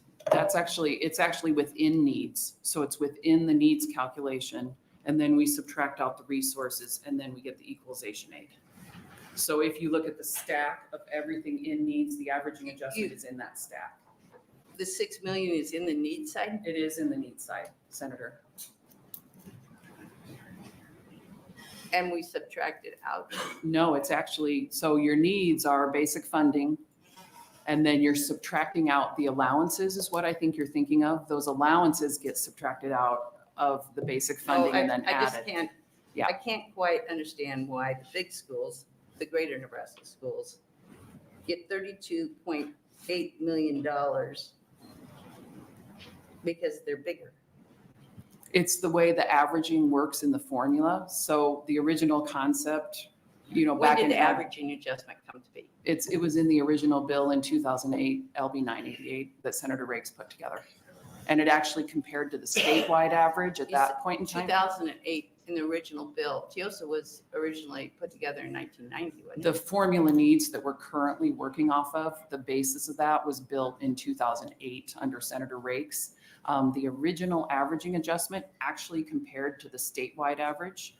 And then they came back 2 years later and compared it to the average of school districts with greater than 900 students, just to create that cost comparison group. So the whole basis of the school finance formula is basic funding, which is creating cost comparison groups. And when you don't have enough large districts, the averaging adjustment was created to accommodate for that.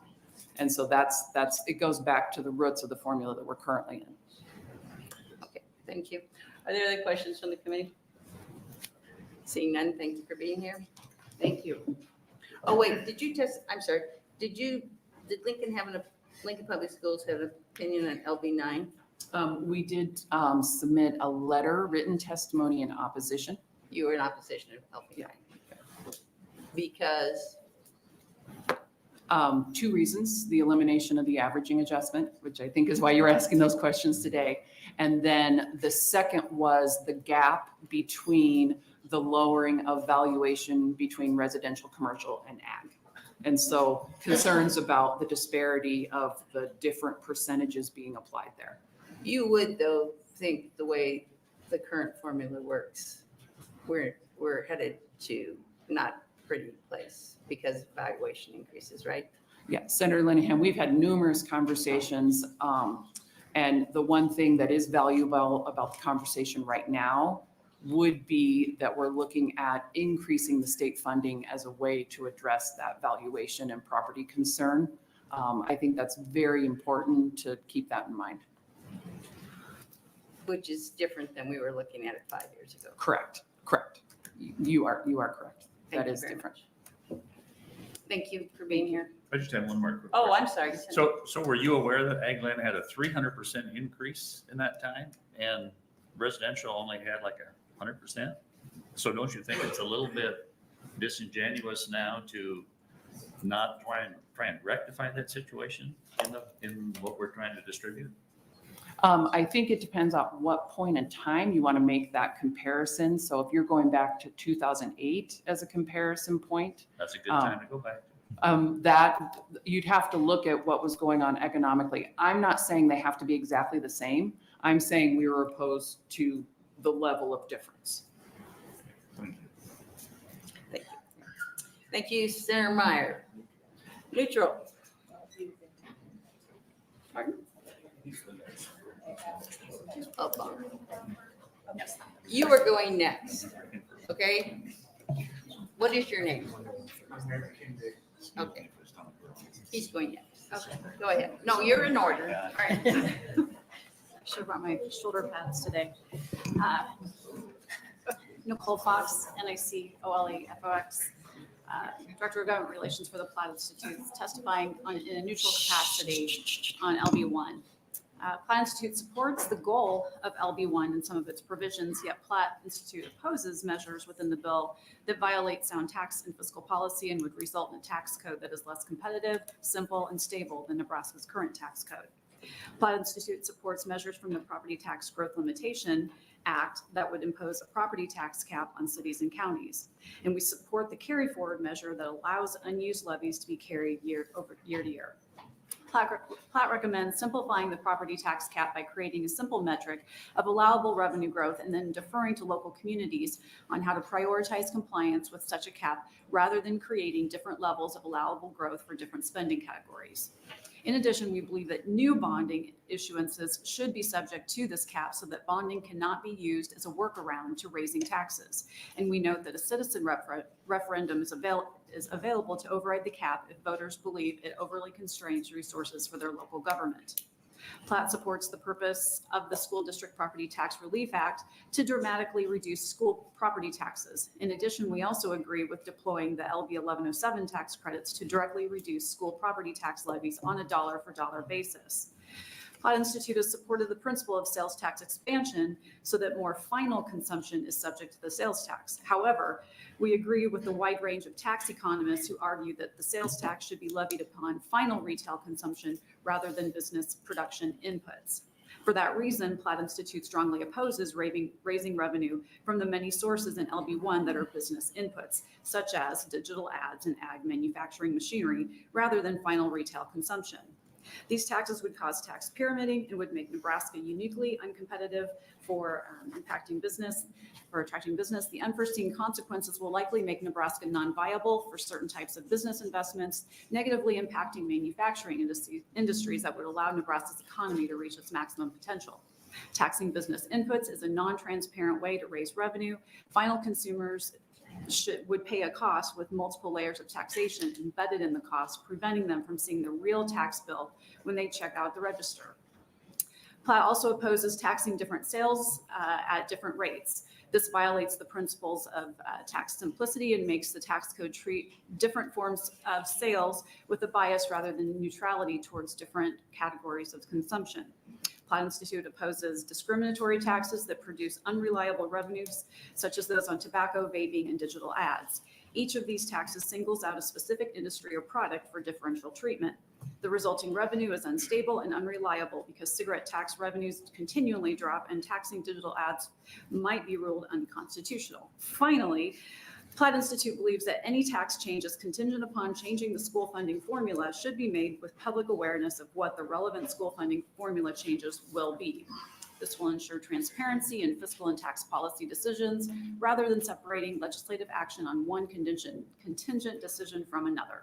Platt Institute applauds ongoing legislative efforts to address Nebraska's high property tax burden, and we look forward to continuing to working with the legislature. Thank you. Did you provide written testimony today? I'm going to send it to you later, just because I crossed out so much because I had so much to say. Okay. And you would be able to read it. Thank you. Senator Dunn. Thank you, Chair Linehan. Thank you, Ms. Fox. I appreciate you being here again today. It's an interesting position because I think there's, in a neutral capacity, things that we probably agree on and disagree on about this. I'll ask you a similar question to what I asked Dr. Goss earlier. With regards to the hard caps that are in place, it sounds like you're actually calling for stricter hard caps than what is contained in LB1. Do you share a concern that in times of economic downturn, these hard caps are going to have that ratchet down effect on local governments that's going to subsequently hurt local counties, cities, things like that without their inability to catch up after a recession? As far as hard caps, I mean, we're very much into the principle of transparency. And I think where yes, we have been very much proponents of the truth in taxation process because we feel that valuations have led to a large part of our property tax problem because valuations are going up and total revenues collected. Oftentimes subdivisions are keeping their levies the same and collecting the windfall. I mean, that's something we've talked about frequently, and we feel very strongly that in terms of transparency, that if local subdivisions want to collect starting with, $1 more than that, it should be communicated to the people, and there should be, that's why we like truth in taxation, the joint public hearing process. We do like the idea of taking it to a vote of the people, again, because it just produces more engagement. So, yeah. So it's more philosophical. Yeah, sort of I belief. think it's just kind of that, if local political subdivisions can, have dialogue with the public and explain the need for more taxation. It's just like, kind of like a bond issue. If you've got a community that is bursting at the seams and they can illustrate that to, residents in their district, residents in their district might go, okay, we understand the need for you to collect more revenue. But if they don't sell their case, I think that people should have a say. That makes sense. And this is a question I've asked other people too. We're talking about controlling spending, and that's, I think, been a through line through a lot of the testimony here today is controlling government spending. Do you have any specific examples that you can point to of political subdivisions unnecessarily spending money on things? Because when I talk to constituents and ask about services, they all like their roads being paved. They all want public safety, things like that. But then we also simultaneously say we want to control government spending. So I'm often looking for examples of the unnecessary spending that people are talking about when it comes to cities and counties. And so I'm curious if you have specific examples of that. I'm not going to pick on any specific community or anything like that. Not to but put you in the hot I seat. would say that, a philosophy would be that it's important to fund essential functions of government, which would be things like roads, infrastructure, public safety, those types of things. I would say maybe things that are not so necessary would be what I would call the shiny objects, things like swimming pools and golf courses and those types of things. It's kind of that, needs, wants. I mean, I think there are things that are nice amenities for communities, but they might not necessarily be an absolute need. Does it need to be paid for by the government? Is it something where, say, there could be some sort of, private entity involvement that could come in and, I don't want to say solve that problem, but if there is a desire, say, for a shiny object, maybe that is better for private investment as opposed to the government. Thank you. Thank you, Senator Dungan. Are there other questions from the committee? Seeing none, we're now to opponents or proponents? Proponents. Oh, wait, he's- So I meant your next is as far as opponents. Senator Breezy, are you? Senator Breezy. Treasurer Breezy.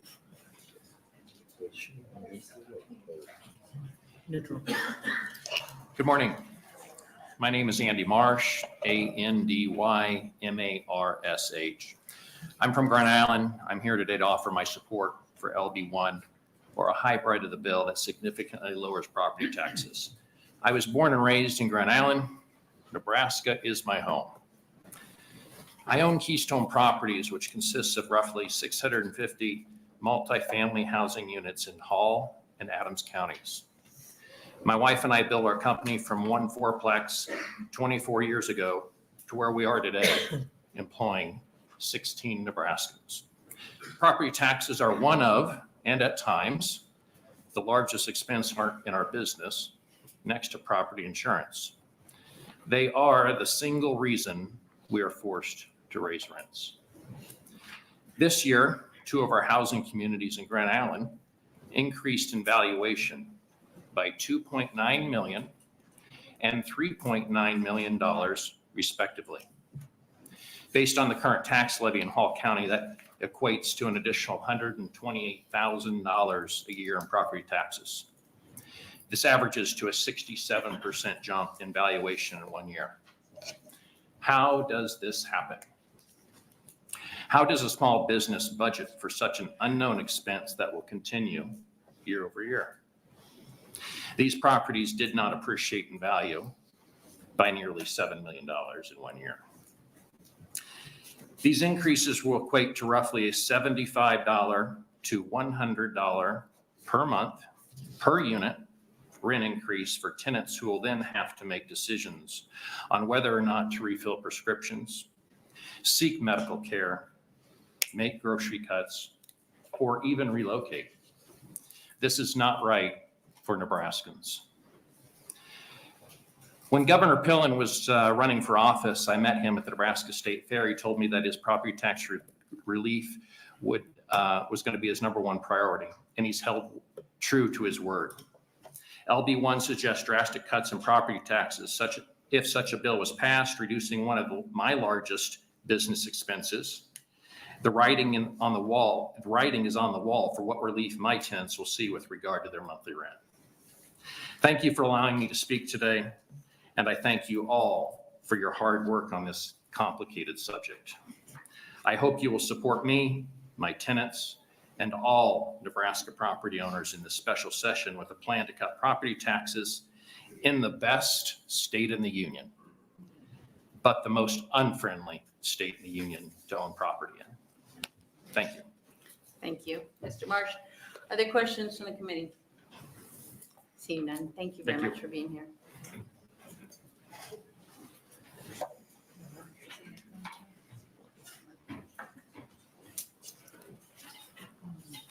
Good morning, Chairman Linehan and the Revenue Committee. It was almost as hard to get in this chair today as your job is cutting these property taxes. I'm Mayor Douglas Kindig. I'm Mayor of the City of Lewiston, Nebraska. While I agree with the work that you're doing and the governor's #1 priority for cutting property taxes, I am here in opposition to LB1 today. I want to address 3 things that the La Vista City Council considers key principles on how we govern.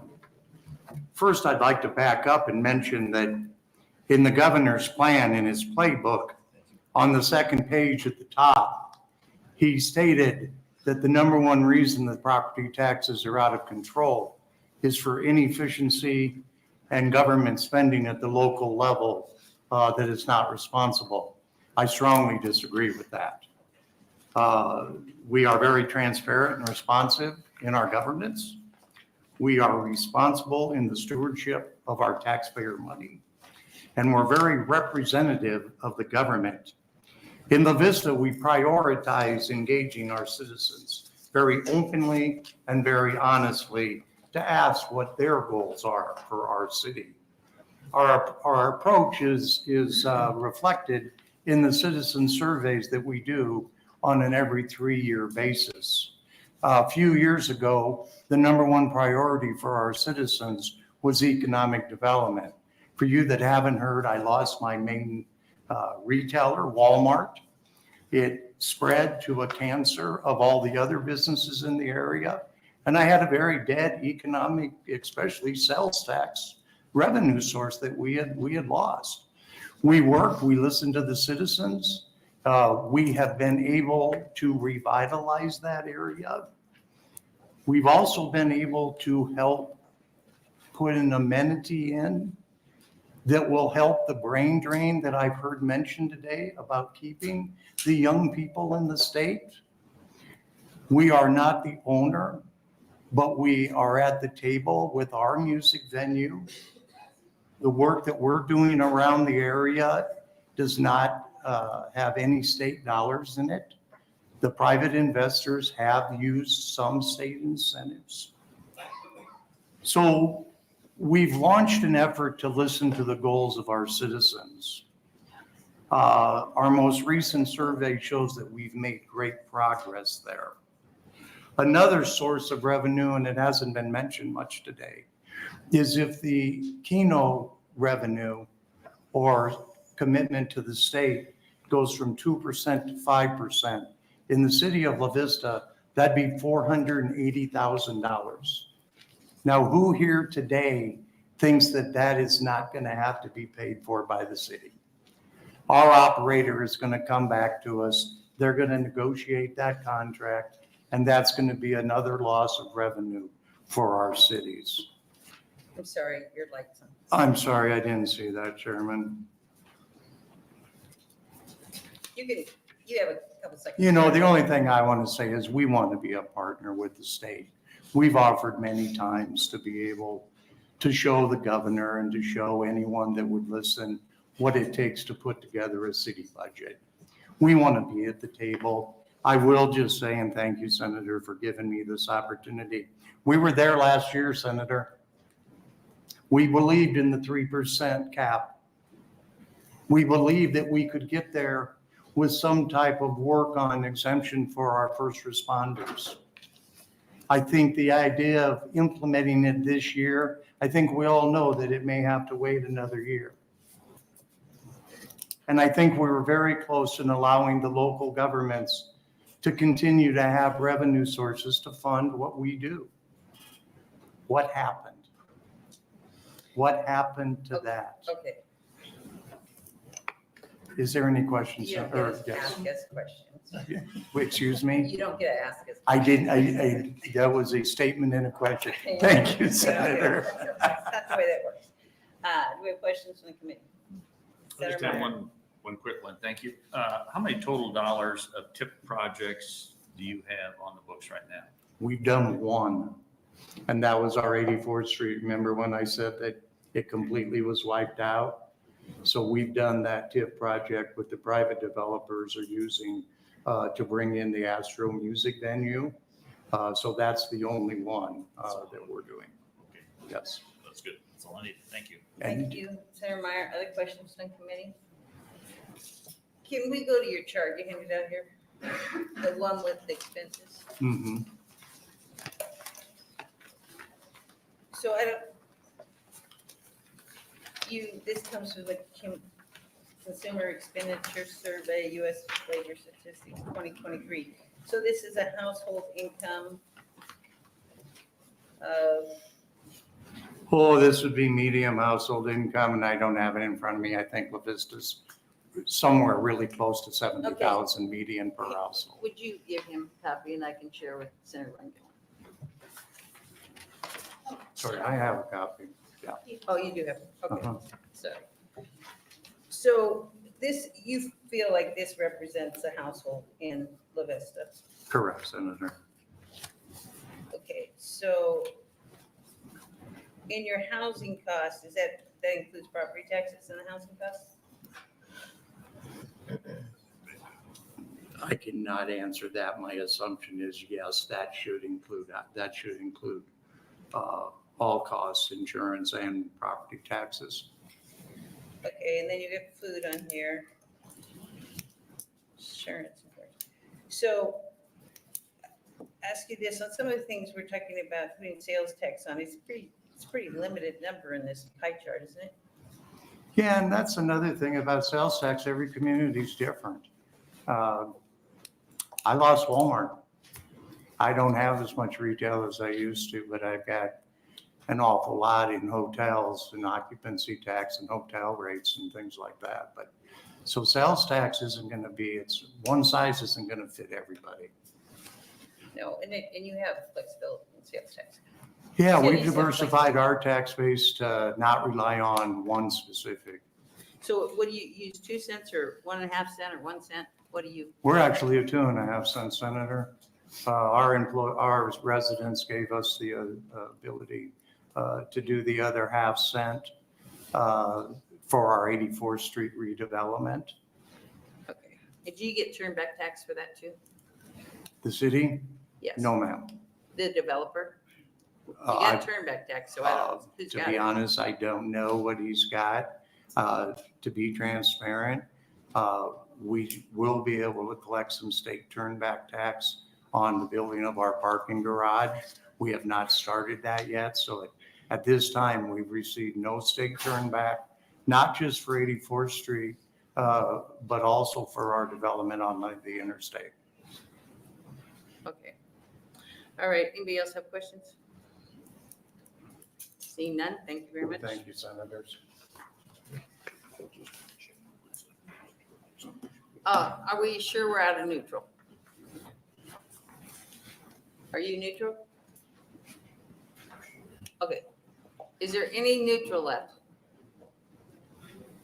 Okay, then we've got proponent. Are you proponent? No, ma'am.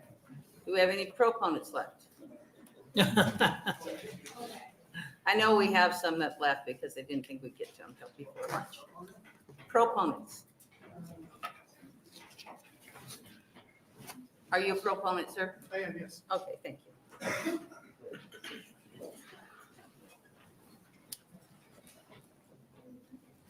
Just, I'm going to make an announcement because we're going to break probably pretty quick.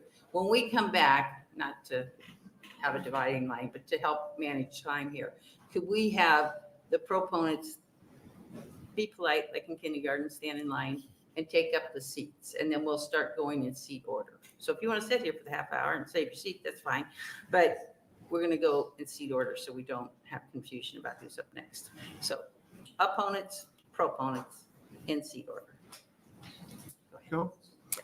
Good afternoon, Senator Linehan, and Senator Von Gilderen. Thank you, Revenue Committee. My name is David Briggs, DAVID BRIGGS, and I have the pleasure of serving as CEO of Wesco, a large cooperative headquartered in Alliance. And I also serve as CEO of Sustainable Beef, headquartered in North Platte. Today, I'm here to speak in favor of LB1. In my 35 years serving agriculture in Nebraska, I've interacted with many of the state's agricultural producers and can confirm property taxes have been a major concern for over a decade. Over my career, I have learned the details involving the relationship between school funding and property taxes in most rural areas of Nebraska, and have concluded that until we find a way to fund our K-12 schools, we would not find significant relief. I applaud Governor Pillen for proposing a plan to address how we pay for schools, which provide property tax reductions. I believe looking to increase sales tax revenue is a fair way to spread the investment across all Nebraskans, as well as visitors to our state. As you are aware, LB1 is a very large encompassing bill, and many people will provide criticism of what is proposed. I would ask for those who are critical, what is your solution? Our ag industry has shouldered the weight of K-12 education in most of the state as long enough. It is time for others to assist us in carrying that responsibility. The continued large valuation increases without subsequent large levy decreases is hampering all of agriculture and now is being noticed by homeowners. I recently sat on a panel that interviewed 33 potential state senators, and every one of them, regardless of district, said the number one issue when they visit with constituents is property taxes. I know many of our senators have worked hard on this topic and have great ideas. Can we incorporate those ideas in LB1? We're all here at the table, thanks to the governor. During the special session, let's do what is best for all Nebraskans and do not adjourn until we have a solution. Conclude my comments. Thank you very much. Are there any questions from the committee? So you're from Alliance? I am from Alliance, yes. Came a long way. Yes. I It's do it all- more I do than it- 3 hours. What is it, 6 hours. I do it quite often. 6 hours. Thank you very much. for You're welcome. Opponent.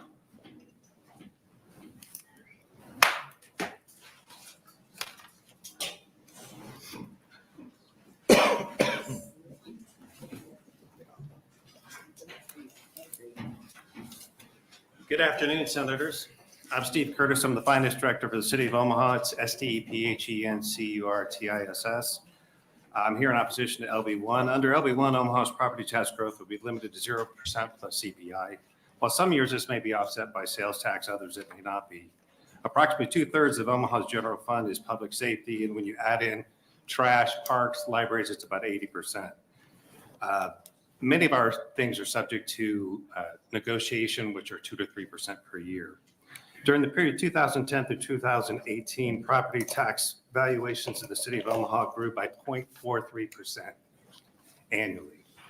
So I'd say that again, 0.43. And over this period from 2010 to 2025, it's 2.83, which would be about 30%. So we've heard about values going up 300%. That didn't happen in Omaha.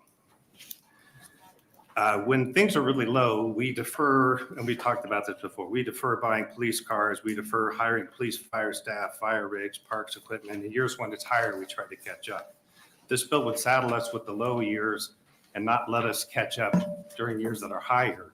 For instance, in 2016 through 19, we were fairly recent years, and they were fairly lean. We had hiring freezes, deferred buying equipment.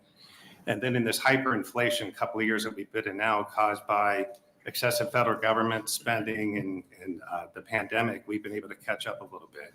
The 4 years prior to 16 through 19, our average property valuations went up 0. So we believe property tax reform is important, but it should be done thoughtfully to avoid unintended consequences. Underfunding public safety could be one unintended consequence. Another unintended consequence in this bill is jeopardizing the TIF formula, which we've talked about a little bit. I've got some fixes for that if we want to, but without that, Omaha uses TIF almost exclusively to revitalize our urban core, where we have aging infrastructure and buildings.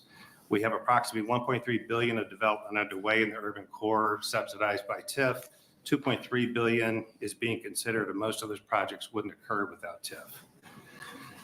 The Omaha metro area funds approximately half of the sales tax generated within the state, as pointed out by Senator Meyer, and over 40% of the personal income taxes. Omaha was recently recognized by Forbes, much to people's surprise, as the #1 city to move to in 2024 in the United States. Omaha is being noticed nationally for its low crime, positive business climate, and great civic public partnerships. LB1 would jeopardize Omaha's positive momentum. I'd be happy to take questions. Thank you. Are there any questions from the committee? I'm just gonna, is Omaha, I don't know what the answer is. I've tried to get this before, but I know that it's a huge generator of revenue. No doubt about it. But it also is a lot of state funding goes to Douglas County, right? Not to the city that I'm aware of, other than for roads. I think maybe West Side's not equalized, but everybody else is equalized to Douglas County. It could be. I don't keep up with school districts. I just run the city. All right, any other questions? Senator Van Gillern. Thank you, Mr. Curtis, for being here. I just, your statement about Omaha generating half of the sales tax generated within the state. I was looking at a number for Douglas County, and this might be a year or so old, but I had research that I had done showed Douglas County generated 28% of the state. According to the Department of Revenue in 2023, Douglas County and Sarpy County, subs the Omaha metro area, was about 53%. If you take out the Sarpy. Yes, at the Omaha metropolitan area, yes. So that is, okay. All right, I get closer to your number then. So And I you're took talking out state the- sales tax, not total sales tax. I took out the sales tax that was not generated by entities within the state of Nebraska per the revenue. It was 2023. It's on their website. Okay. We could All look that up later. I think we're probably at the same place, looking at two different numbers. Thank you. greater metro area is all of Douglas County, Washington County, No, I just included Douglas and Sarpy. but all of the counties, because Omaha's not. Yes. Okay. Just to make the comparison, that's all I could get out of the revenue statement. Okay, Senator Van Gillern, that'd be fun. Thank you. And we got about 1 minute left here. You mentioned you have a fix for TIF. Can you give a 60-second answer to that Yeah, I question? can. During the negotiations that we all talked about during this past session, there were two ways to fix TIF. One is that this is done by a credit, which some of the versions of these bills have been done as a credit. It doesn't really affect TIF. We'd have to see exactly how the credit works. But if it's done as an actual levy reduction, and there's nothing special about TIF, it's just the way the formula was driven, it was driven by the levies. So, and Senator Linehan have argued a little bit about things that are artificial drops in TIF versus, or levies versus more organic. This would cause what I would call an artificial drop in the TIF levies. And there's a way that we can do it, and I think the governor's office has it because I've seen it floated, And it's a way to normalize those rates so that it doesn't have the effect. But we'd have to make sure it gets adopted into any of these languages that get used. Okay, thank you. Thank you, Senator Van Gillen. Senator Boster. Was addressed. It was addressed. Well, I knew you had that question, so I wanted to get it addressed. Any other questions from the committee? Okay, we will break for lunch and be back at 1:30.